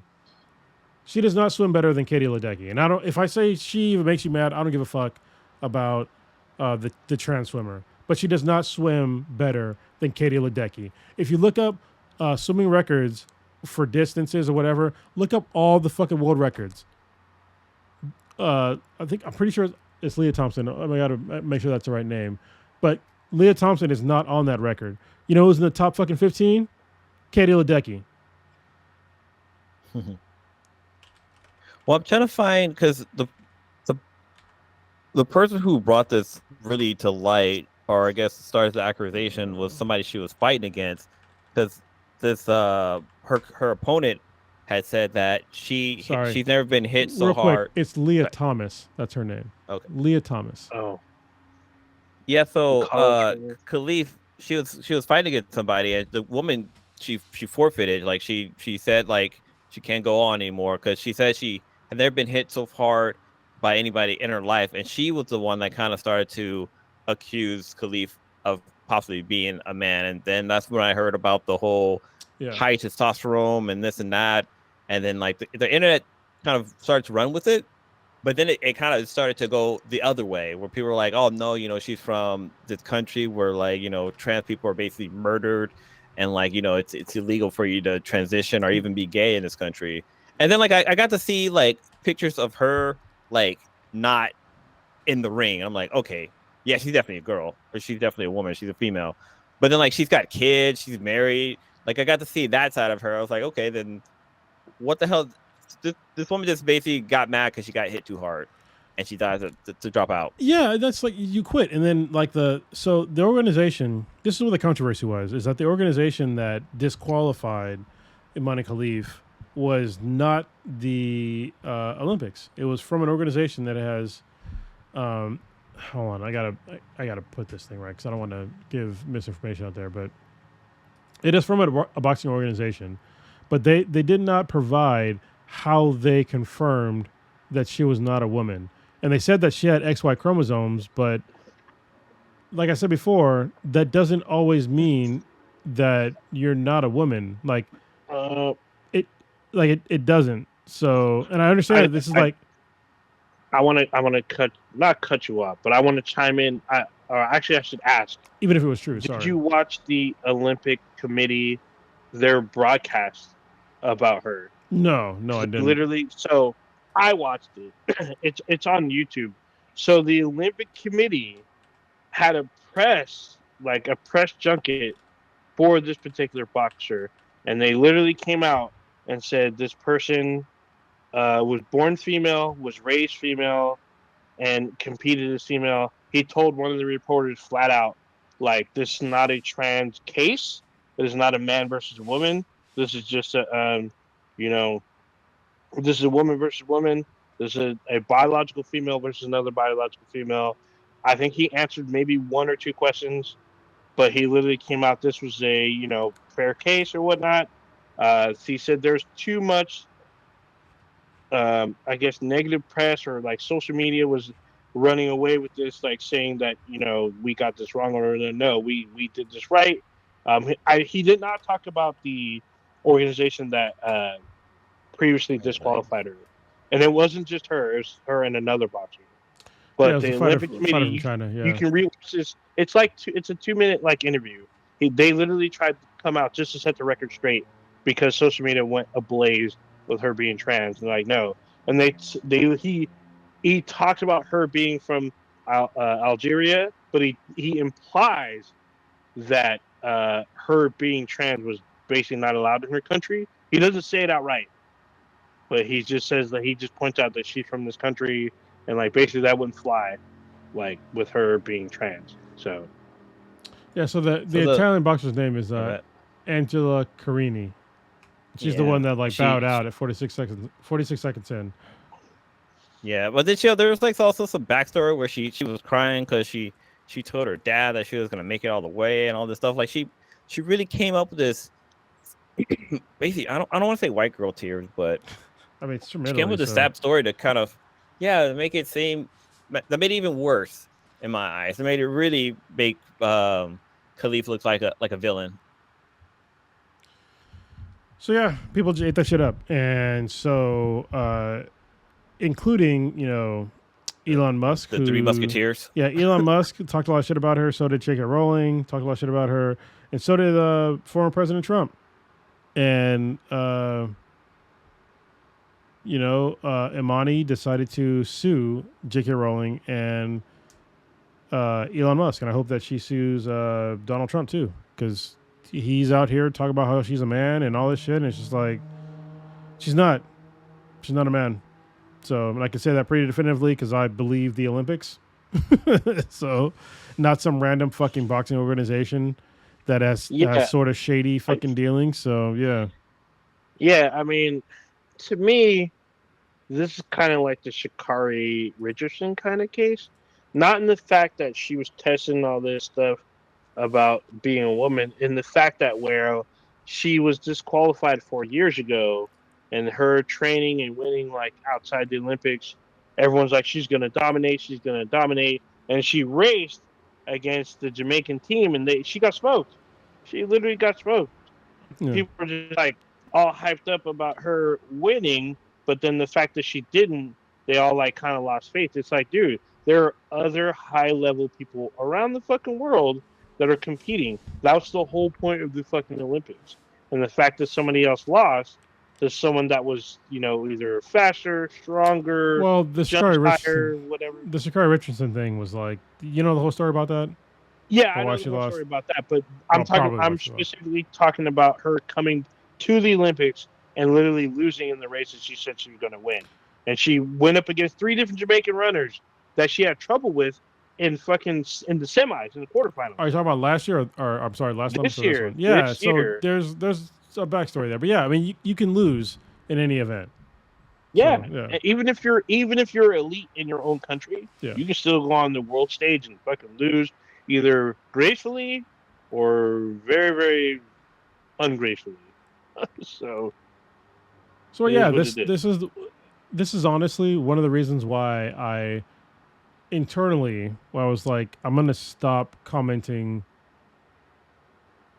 anywhere near negatively towards any trans people, is because I don't fucking know who's trans or not. And I honestly, I don't want to fucking know. Like, if you tell me, like, this is what you want to be called, like, okay, like, I'll do that. I don't really care. Like, I care about, like, I guess, I hate using the word respect because that means admiration, but I believe in being respectful to people. That's a better word. Being respectful. So if that's what you want to be called, I'll be respectful to you and call you that. I don't need to question like who you are as a person, especially when it comes down to a name, especially in a society where our titles can change depending on your education level. Like, people call doctors, right? For a fucking reason. People change their names all the goddamn time. Like when a woman gets married, she changes her name, or even when a man gets married, sometimes they change their names too. Like, nobody has a problem with this outside of certain things. But all of a sudden, if a person becomes trans, folks want to get mad. And about what? Like, what is the fucking point of getting mad about these things? And I want to be clear that Imane is not trans, but I still want to talk about the overall, like, respect that people don't give trans people. And it's fucked up. And I hope that this, like, highlights that. And to kind of piggyback on the whole trans thing is that, like, I definitely gonna respect you with for trans people who get like decided to go with a new name.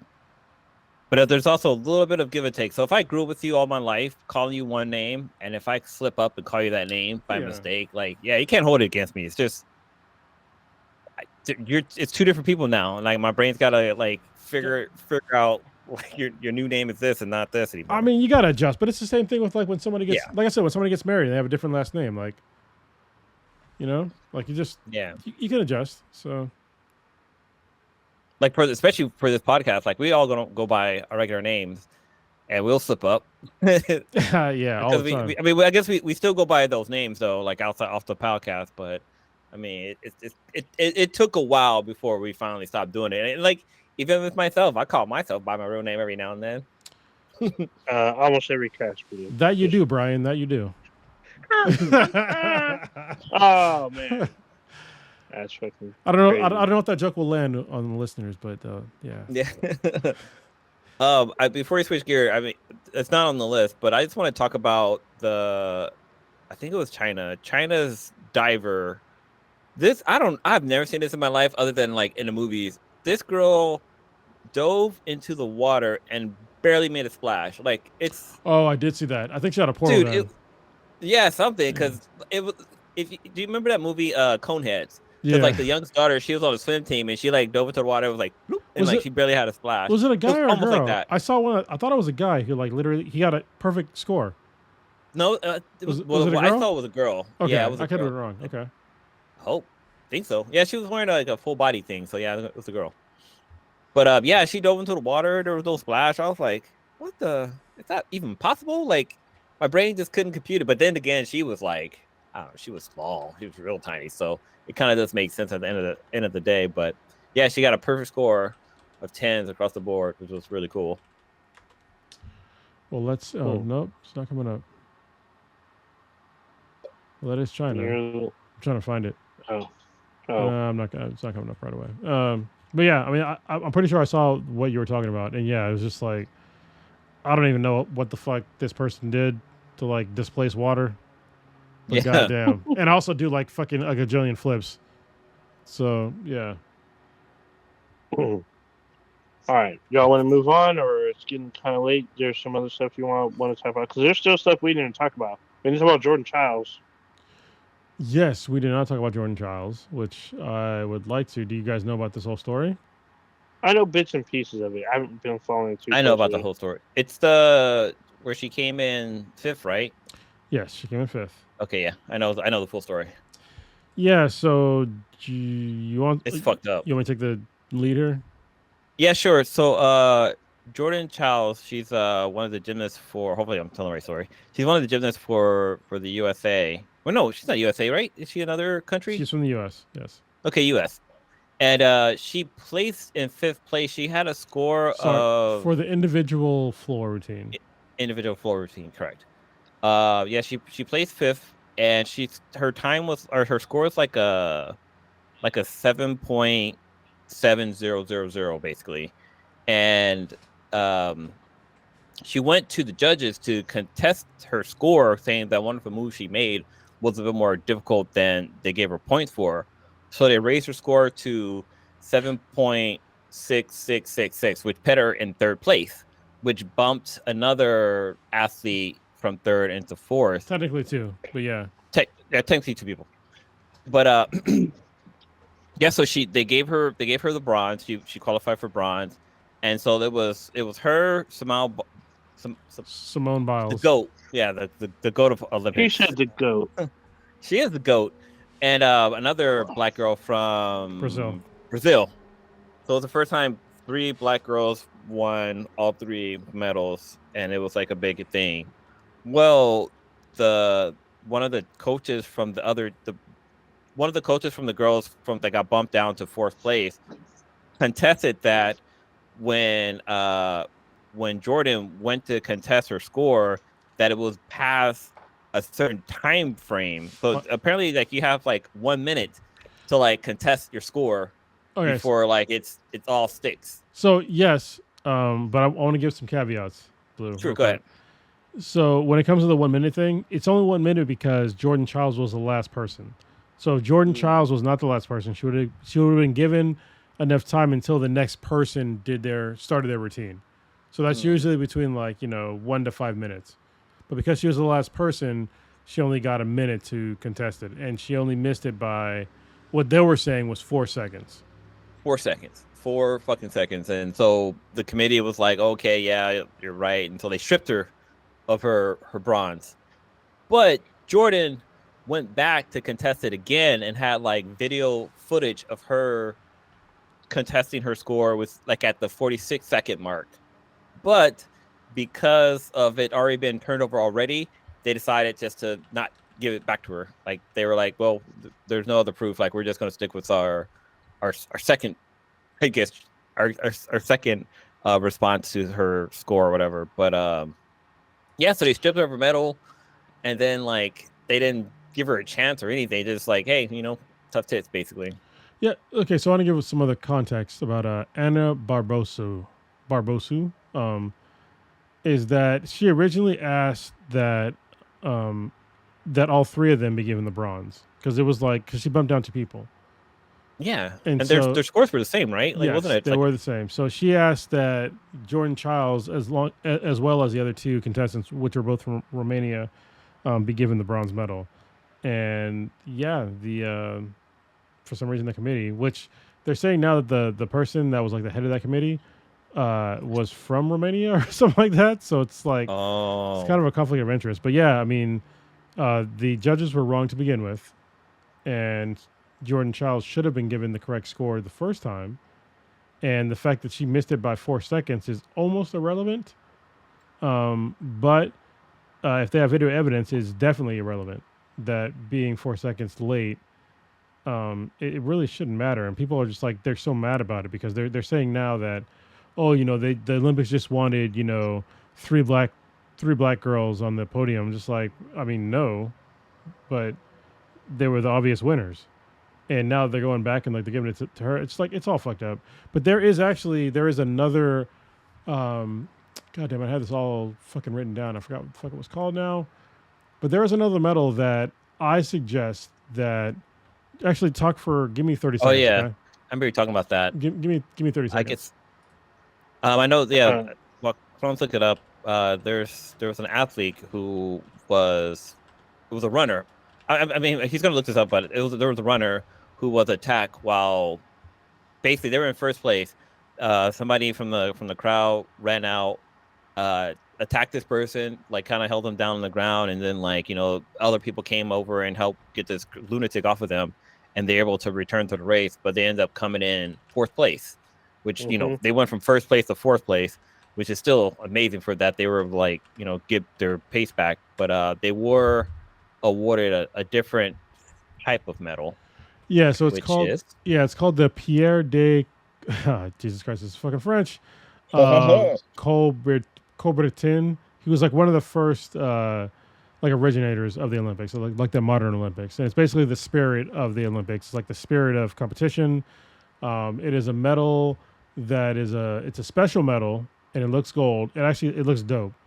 And it was given to the last guy that he was talking about. He was from, was it Brazil, I want to say? I'm trying to look it up. I think it was like 20. Oh, shit. I mean, someone else got it. What the fuck? From Portugal. Oh, this year? Yeah. Someone else got it from this year. It's a very rare medal.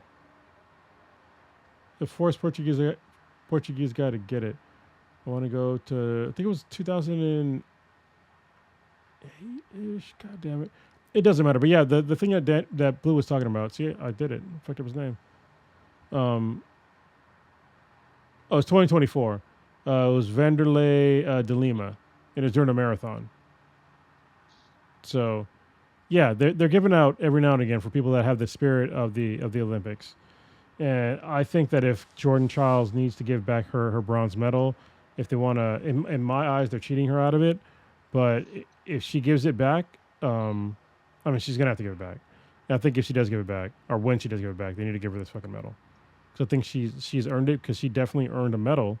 And the Olympics messed up. It's the Olympics, and the way they scored her to begin with was messed up. So please fix it. Oh, the guy who got it this year I remember, he was not an Olympian. It was something to do with like organizing the Olympics. So yeah, he wasn't an athlete.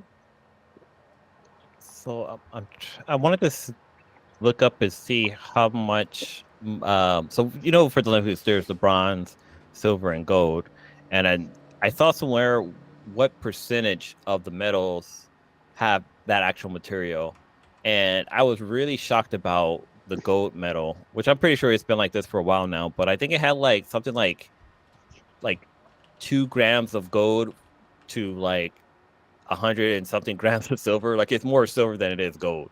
Yeah, basically. I mean, it's basically just silver with gold plating. Yeah, that's normal. But then something else I saw is that some of the metal that's used in the medal is scrap metal from the actual Eiffel Tower when it was constructed, or when it's, I guess, times has been repaired over the years. That's pretty cool, honestly. That right there is pretty dope. Yeah. So it looks like it's 6 grams of gold and 500 grams of silver. It's what's inside of a gold medal. So as these times draw later and later, I can understand why it's like that. Because if just as you were talking about Blue, if someone can hold a runner, because I actually seen part of this footage, I think I watched it years live. ago. Yeah. Yeah, so he like choke holds the runner and tries to pull him over the banner, and like it takes people to let him pull him off of him before he can run back again, and it's fucked up. Because imagine, even though there's security, I'm pretty sure if someone really, really, really wanted to get at one of these athletes that has a full gold medal that's like 100% gold at even like, I don't know, several grams maybe. Well, you see how big the disc? It's like a disc. It's like the size of a CD, and it's like a good like maybe couple centimeters thick. Maybe if that's all solid Get you with gold. centimeters. Goddamn. You're Yeah, international, because bro. watching. You Yeah, I mean went inches? international on it. You un-American fuck? No, centimeters. God dang it. Anyway, if anybody really wanted to get that gold, silver, or even the bronze, they could go and pull a Tanya Harding on somebody, get them kneecaps, and pull out that medal, snip, snip, But and run off and go pawn that shit. so the crazy thing about Or that, melt it down. about the marathon runner, it was actually the person who grabbed him was a defrocked priest, and he was trying to tell him about, I think it was about Jesus or getting saved or some shit. He just wanted to have a conversation. What? So In the middle of the. yeah. Oh, wow, he must have been drunk. Yeah, he so, must have been drunk. You yeah, smashed him up. the guy was he was 25 seconds ahead of his competition, and I think it was like the Damn. last mile, and That's a huge lead. yeah, and That's he ended up getting a bronze, but then they gave him like the special medal. So That's fucked up. hopefully I taught you guys something new about a cool new medal, that because there's 4 medals for the Olympics, and that's one of them. Yeah, it's like a crazy spirit award as like I think a lot of high schools kind of do that. You know, the spirit award. Like you do all this work, you don't get recognitions, and someone's like, "Hey, I think they deserve something for their work." You know, either they couldn't do it because they broke a leg or some shit, or they couldn't be there, or they got really sick, or you know, whatever happens. Family member died, and then they bow out. Like I've seen them like, "Hey, we got this far with you, but you didn't get to make it to for whatever reason. We're going to give you this award." Yeah. You know, I've seen that. It's the Child Youth Special Award. Hmm. Did y'all? I gotta talk about this for a second because I'm pretty sure you don't listen to metal, but Not a Gojira, whole lot. yeah, Gojira was in the opening ceremony. I mean, I do listen to metal when I can, but I didn't know who they were, and because during the opening ceremony, I didn't have the sound. Oh, so it was kind of hilarious. So I was the day of the opening ceremony. I was going to physical therapy, and I was talking to my therapist about like, because she was asking me like about the opening ceremony, and I was like, oh, I'm looking forward to seeing like Gojira, and she was like, who's that? And I was just like, because she's younger than me. I don't know by how much, but I'm pretty sure it's by at least 15 fucking years. Did you say, "Bitch, it's Godzilla"? No. Anyway, like I was saying, like, yeah, it's, Gojira is supposed to play like during the Olympics, and I was like, I'm looking forward to it. And so she's like doing her thing on like I think it's on my shoulder, and they came on, and she was like, what is this? And I was like, that's Gojira. And she was like, are they like a big band? And I was like, if you're a metalhead, yeah, but if not, no. So it was so cool to like see them like play. But I'm also like, if you didn't know who the fuck they were, it was like basically the metal band that played like right before like the woman that's holding her own head, and like all like the red streamers in the sky and shit. And you had like this rock band playing like on a balcony, like on different balconies. They're very French. Obviously, it's a French metal band that I've been listening to for a bit. So I thought it was cool to like see them do their thing. So yeah, Right on. I definitely enjoyed that. So when I was at work when they were on, and there's people around me. They're, oh my god, they couldn't believe that Gojira was performing. Yeah. But oh my god, they got Gojira. I'm like, what? Because I knew who. I didn't understand. Like I'm like, Gojira, so Godzilla's gonna be there. Like I didn't know it was Yeah. a fucking band. Yeah. I'm like, what the fuck? And then like they pointed out, and I couldn't have the sound up where I was. And I was like, oh shit, oh they look like they're putting a pretty good show. And then they were really happy that they even got to see them, and they were playing for the entire world to see. So I'm like, hey, that's cool for them, you know. Yeah. I'm not a huge fan of like I mean I've listened to certain super metal, like Lamb of God and some of these other bands, but I'm not super deep into it. But I appreciate what I've listened to. Shout out to Cindy Lou for help, and your boy Nate for introducing me to a lot more metal than I thought. So Yeah, there you man, go. I love the genre, and also I thought it was really cool of like how like I'll just say it how gay parts of the French opening ceremony was.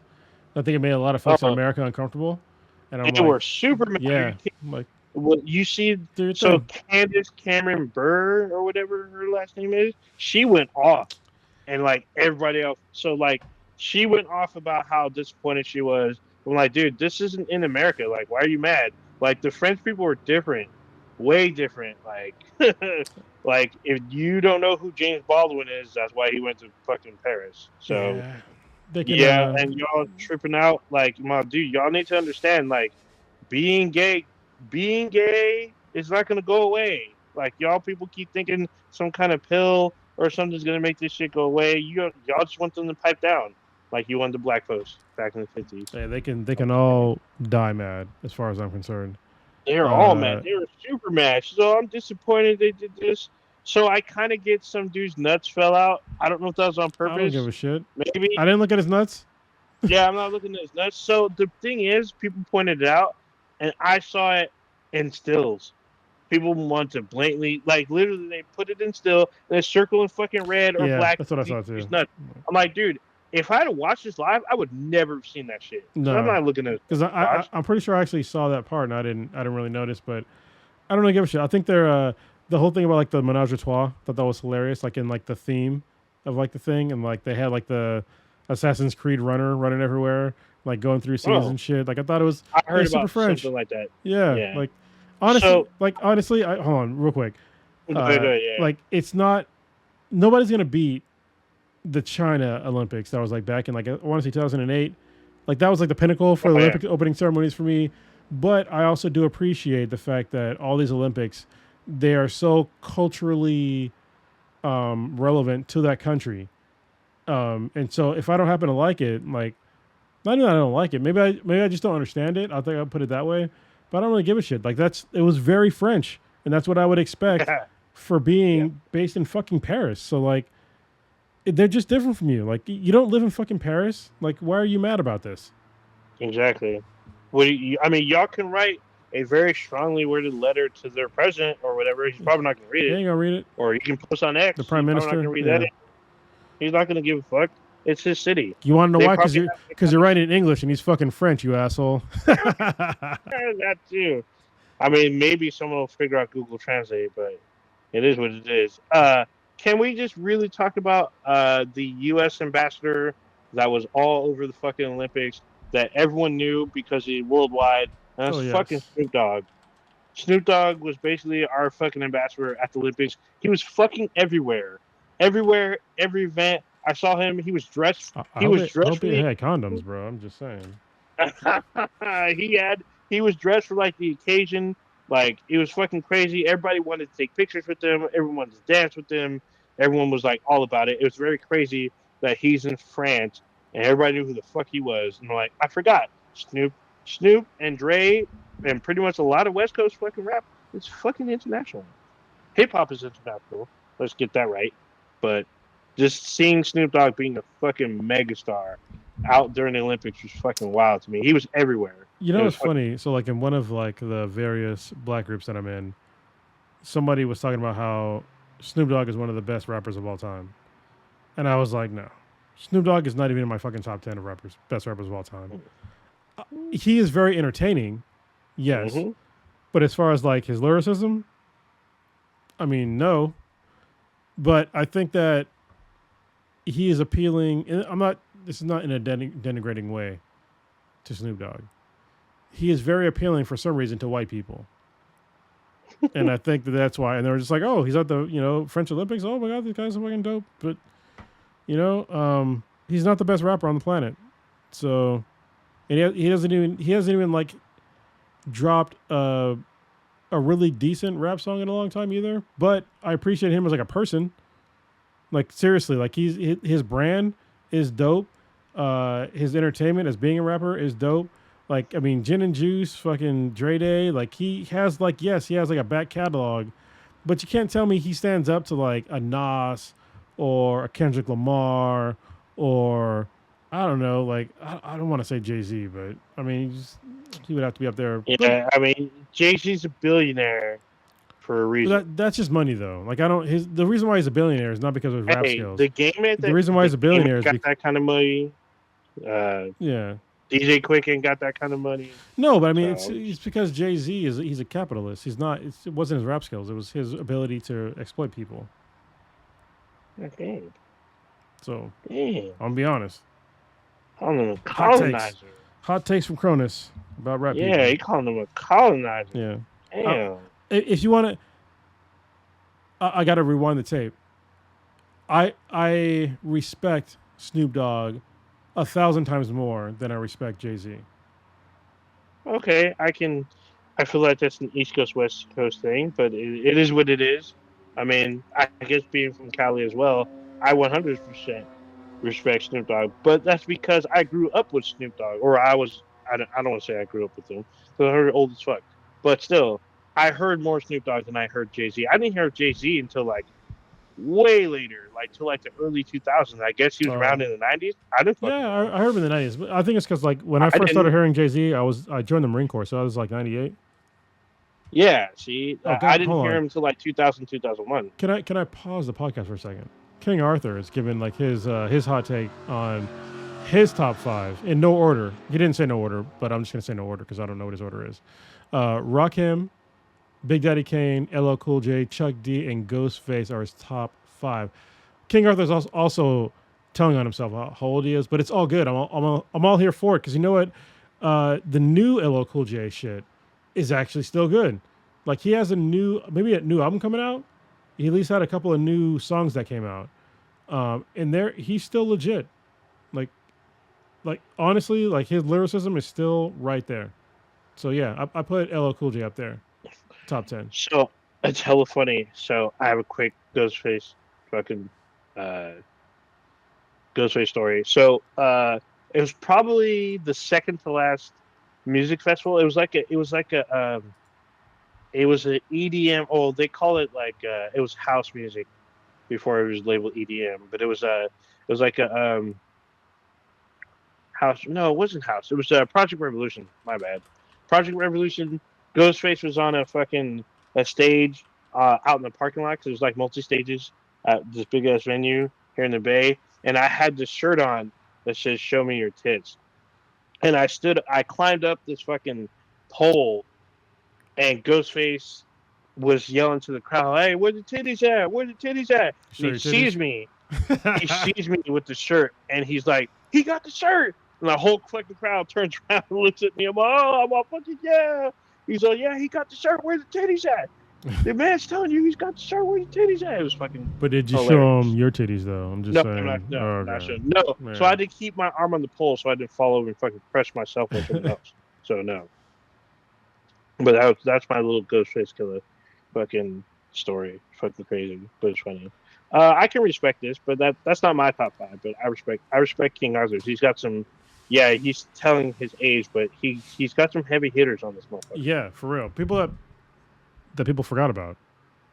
So, yeah, and some of them are like all of them. Obviously, they're still alive. They still do their thing, but yeah, they're still especially Ella. Ella's a fucking TV movie star now. He's on fucking NCIS. Yeah, honestly, I blame the rap game's current state to kind of like 2 people at this point. Even though like right now it's changing because of Kendrick, thank goodness. But I blame it on Drake, who I never considered an actual rap star, and Lil Wayne with his mumble rap bullshit. Because Lil Wayne used to be a great lyricist, and then I was about to say because Lil Wayne can actually freestyle. Drake can't fucking freestyle. No, he can't. But like Lil Wayne over the years though, like he just mumbles now, and it's terrible.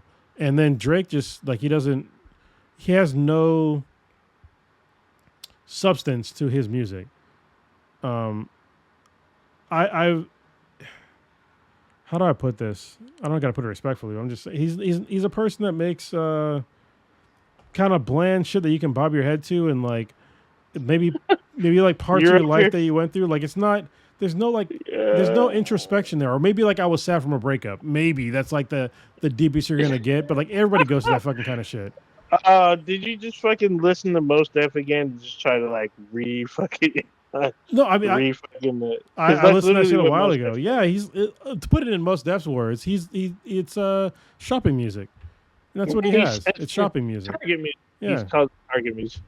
Like you go through Target and you hear a Drake song, you're like, yeah, this belongs here. I'm gonna buy something. That's all bad. That's all bad. And but it's funny at the same time. But it's true though, and I think Kendrick really exposed him of like not knowing black culture, because he doesn't understand at least African American culture. When I say black culture, I mean African American culture. He doesn't understand that at all. But he's Canadian. But it's not the same. And he's a culture vulture. I mean, like he came down here and he stole styles. Like listen to like the old Drake, like back when he was like a kid. Listen to the way that he talked. Okay, and then saw when he started like meeting Lil Wayne and Future and going down to Atlanta and like see like how his whole verbiage changed. He used to say the N-word with the hard R a lot. And he didn't understand that was like not the way you're supposed to say it. That's why Kendrick said, I don't even like the way you say, the N-word. And yeah, the N-word. He says maybe that's just me, but I'm with the culture feeling. Yeah, and that's the culture. I think that a lot of women, and I'm not trying to disparage women, but I think like a lot of women, probably a lot of white women, really like Drake's stuff. But it's like it's not substantive. It's like. It's just fucking bullshit.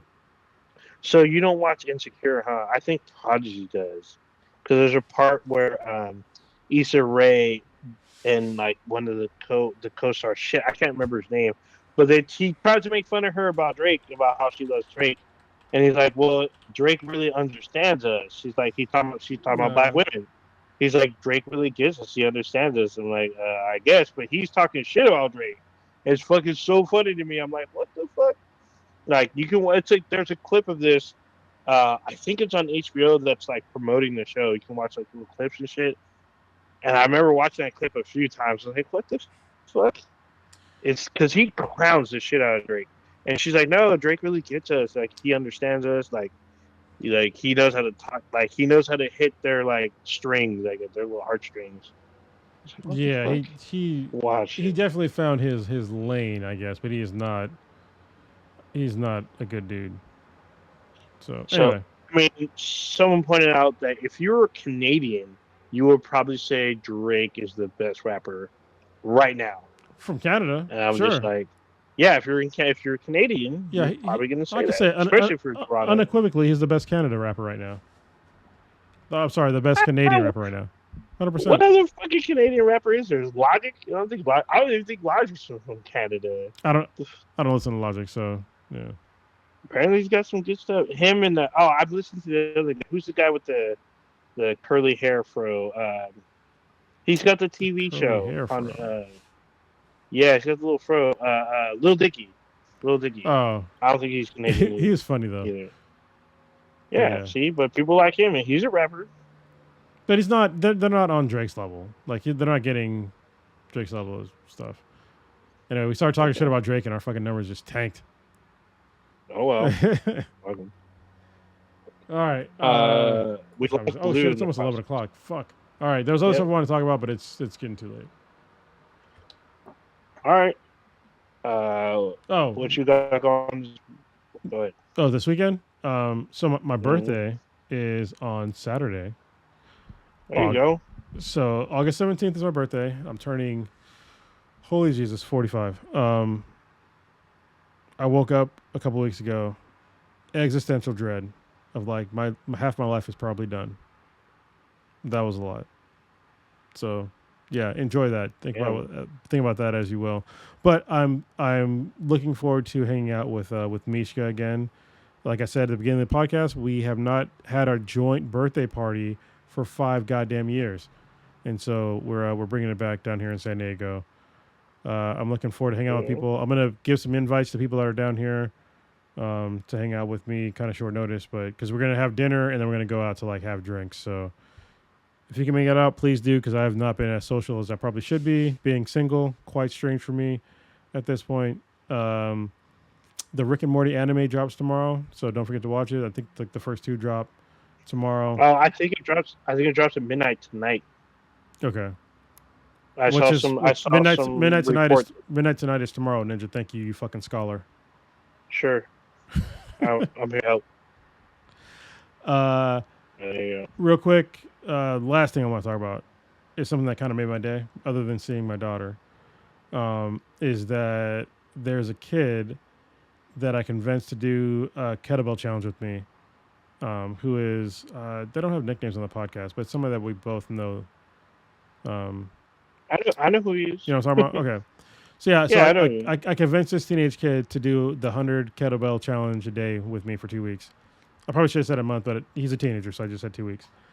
And so I've been having so much fun, like editing videos and sending them to him, and him sending me videos and enjoying it. And apparently his dad started doing kettlebell swings now too, and he was like, good.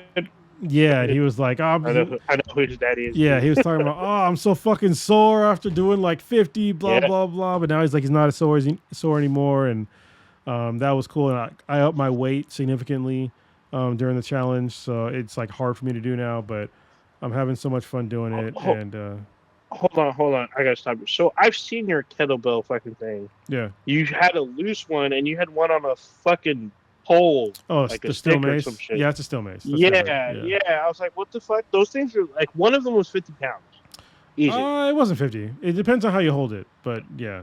Okay, maybe it was that, because the one on the stick was probably like 20 to 25, but the stick itself had weight too. Well, you're So talking it's about like, the one that's on like the wooden pole. Yeah, Yeah, the wooden one, that's heavy. I think that's like 35, maybe 40 pounds. Okay, yeah, I remember picking that bad bitch up. I'm like, dude, this is Yeah. actually pretty fucking heavy. It's because the weight's And all on wood one itself end. was heavy. Yeah, because the weight's all on one end. But I have some kettlebells. I have two that are 72 pounds.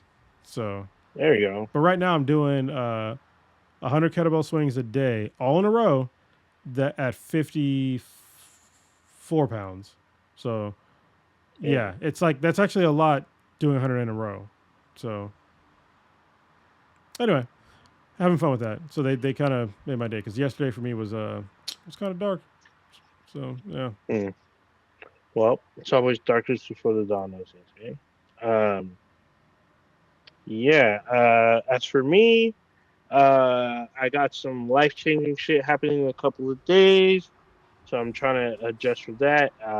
You having a baby? Probably no. Well, I hope not. Face hugger. No, some other life-changing shit's happening. But it's just an adjustment that I gotta adjust to and figure out some shit. Probably. So I've been kind of a little bit distracted tonight because it looks like I'm supposed to go to Napa, I think next week, I guess, to spend the week up there. Nice. So there's some friends coming into town. It's another birthday. We'll be celebrating. So I guess they want to spend the night up there. I think I'm just going to spend the day. We're going to Russian River. Oh, okay. And what I've been trying to do, we'll be at Russian River at one point, but we'll be in Napa like during the day. I think at night, Russian River. What I'm trying to get, because they're selling it, I guess, until the end of the year, is Pliny for President. Yep, I was going to mention that. Connors brought me some. It was fucking delicious, and I don't even like fucking beer that much, even though I drink it from time to time. But Pliny for President was really fucking good. Like, I'm gonna try to get me. I think the same thing you got. I think you got a case. You had a case of like 6 or some shit. Yeah, so they're not going to sell you probably the cans. They're going to sell the cans again. So I missed like the first 2 drops. The next drop is in October. So I remember. I remember giving you. I remember giving you the cans because it was during the pandemic, and I had to like drop 100%. Them off at like your house and then like leave. Yep. Yep. And the glass. I have the glass. Yeah. I saw my glass. This is Black Potato Hole. So apparently they're doing bottles for that now. Yeah. So they added that, I guess, this year. So they're doing both the cans and the bottles. But I want to order the cans for like me and my cousin, because I know he'd really enjoy it. I think it's on tap. Wait until October to get the cans. Yeah, I gotta wait until October. So they didn't say exactly a date, but I'm trying to get me some. I want to order some, but they got some other shit on tap. Obviously, the pig one, Blind Pig, yeah. Yeah, Blind Pig's another one. They do have Pliny Elder.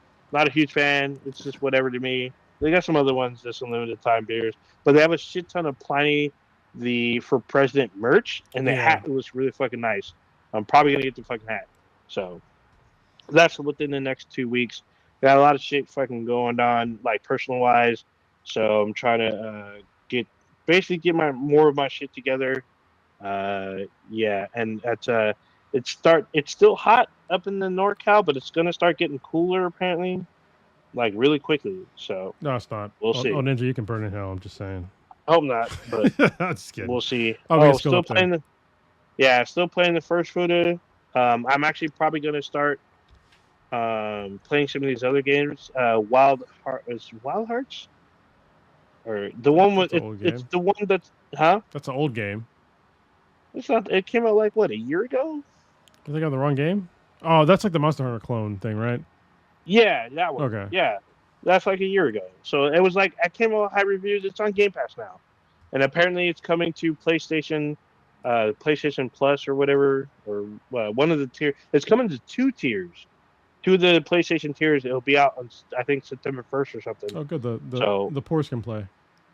Yeah.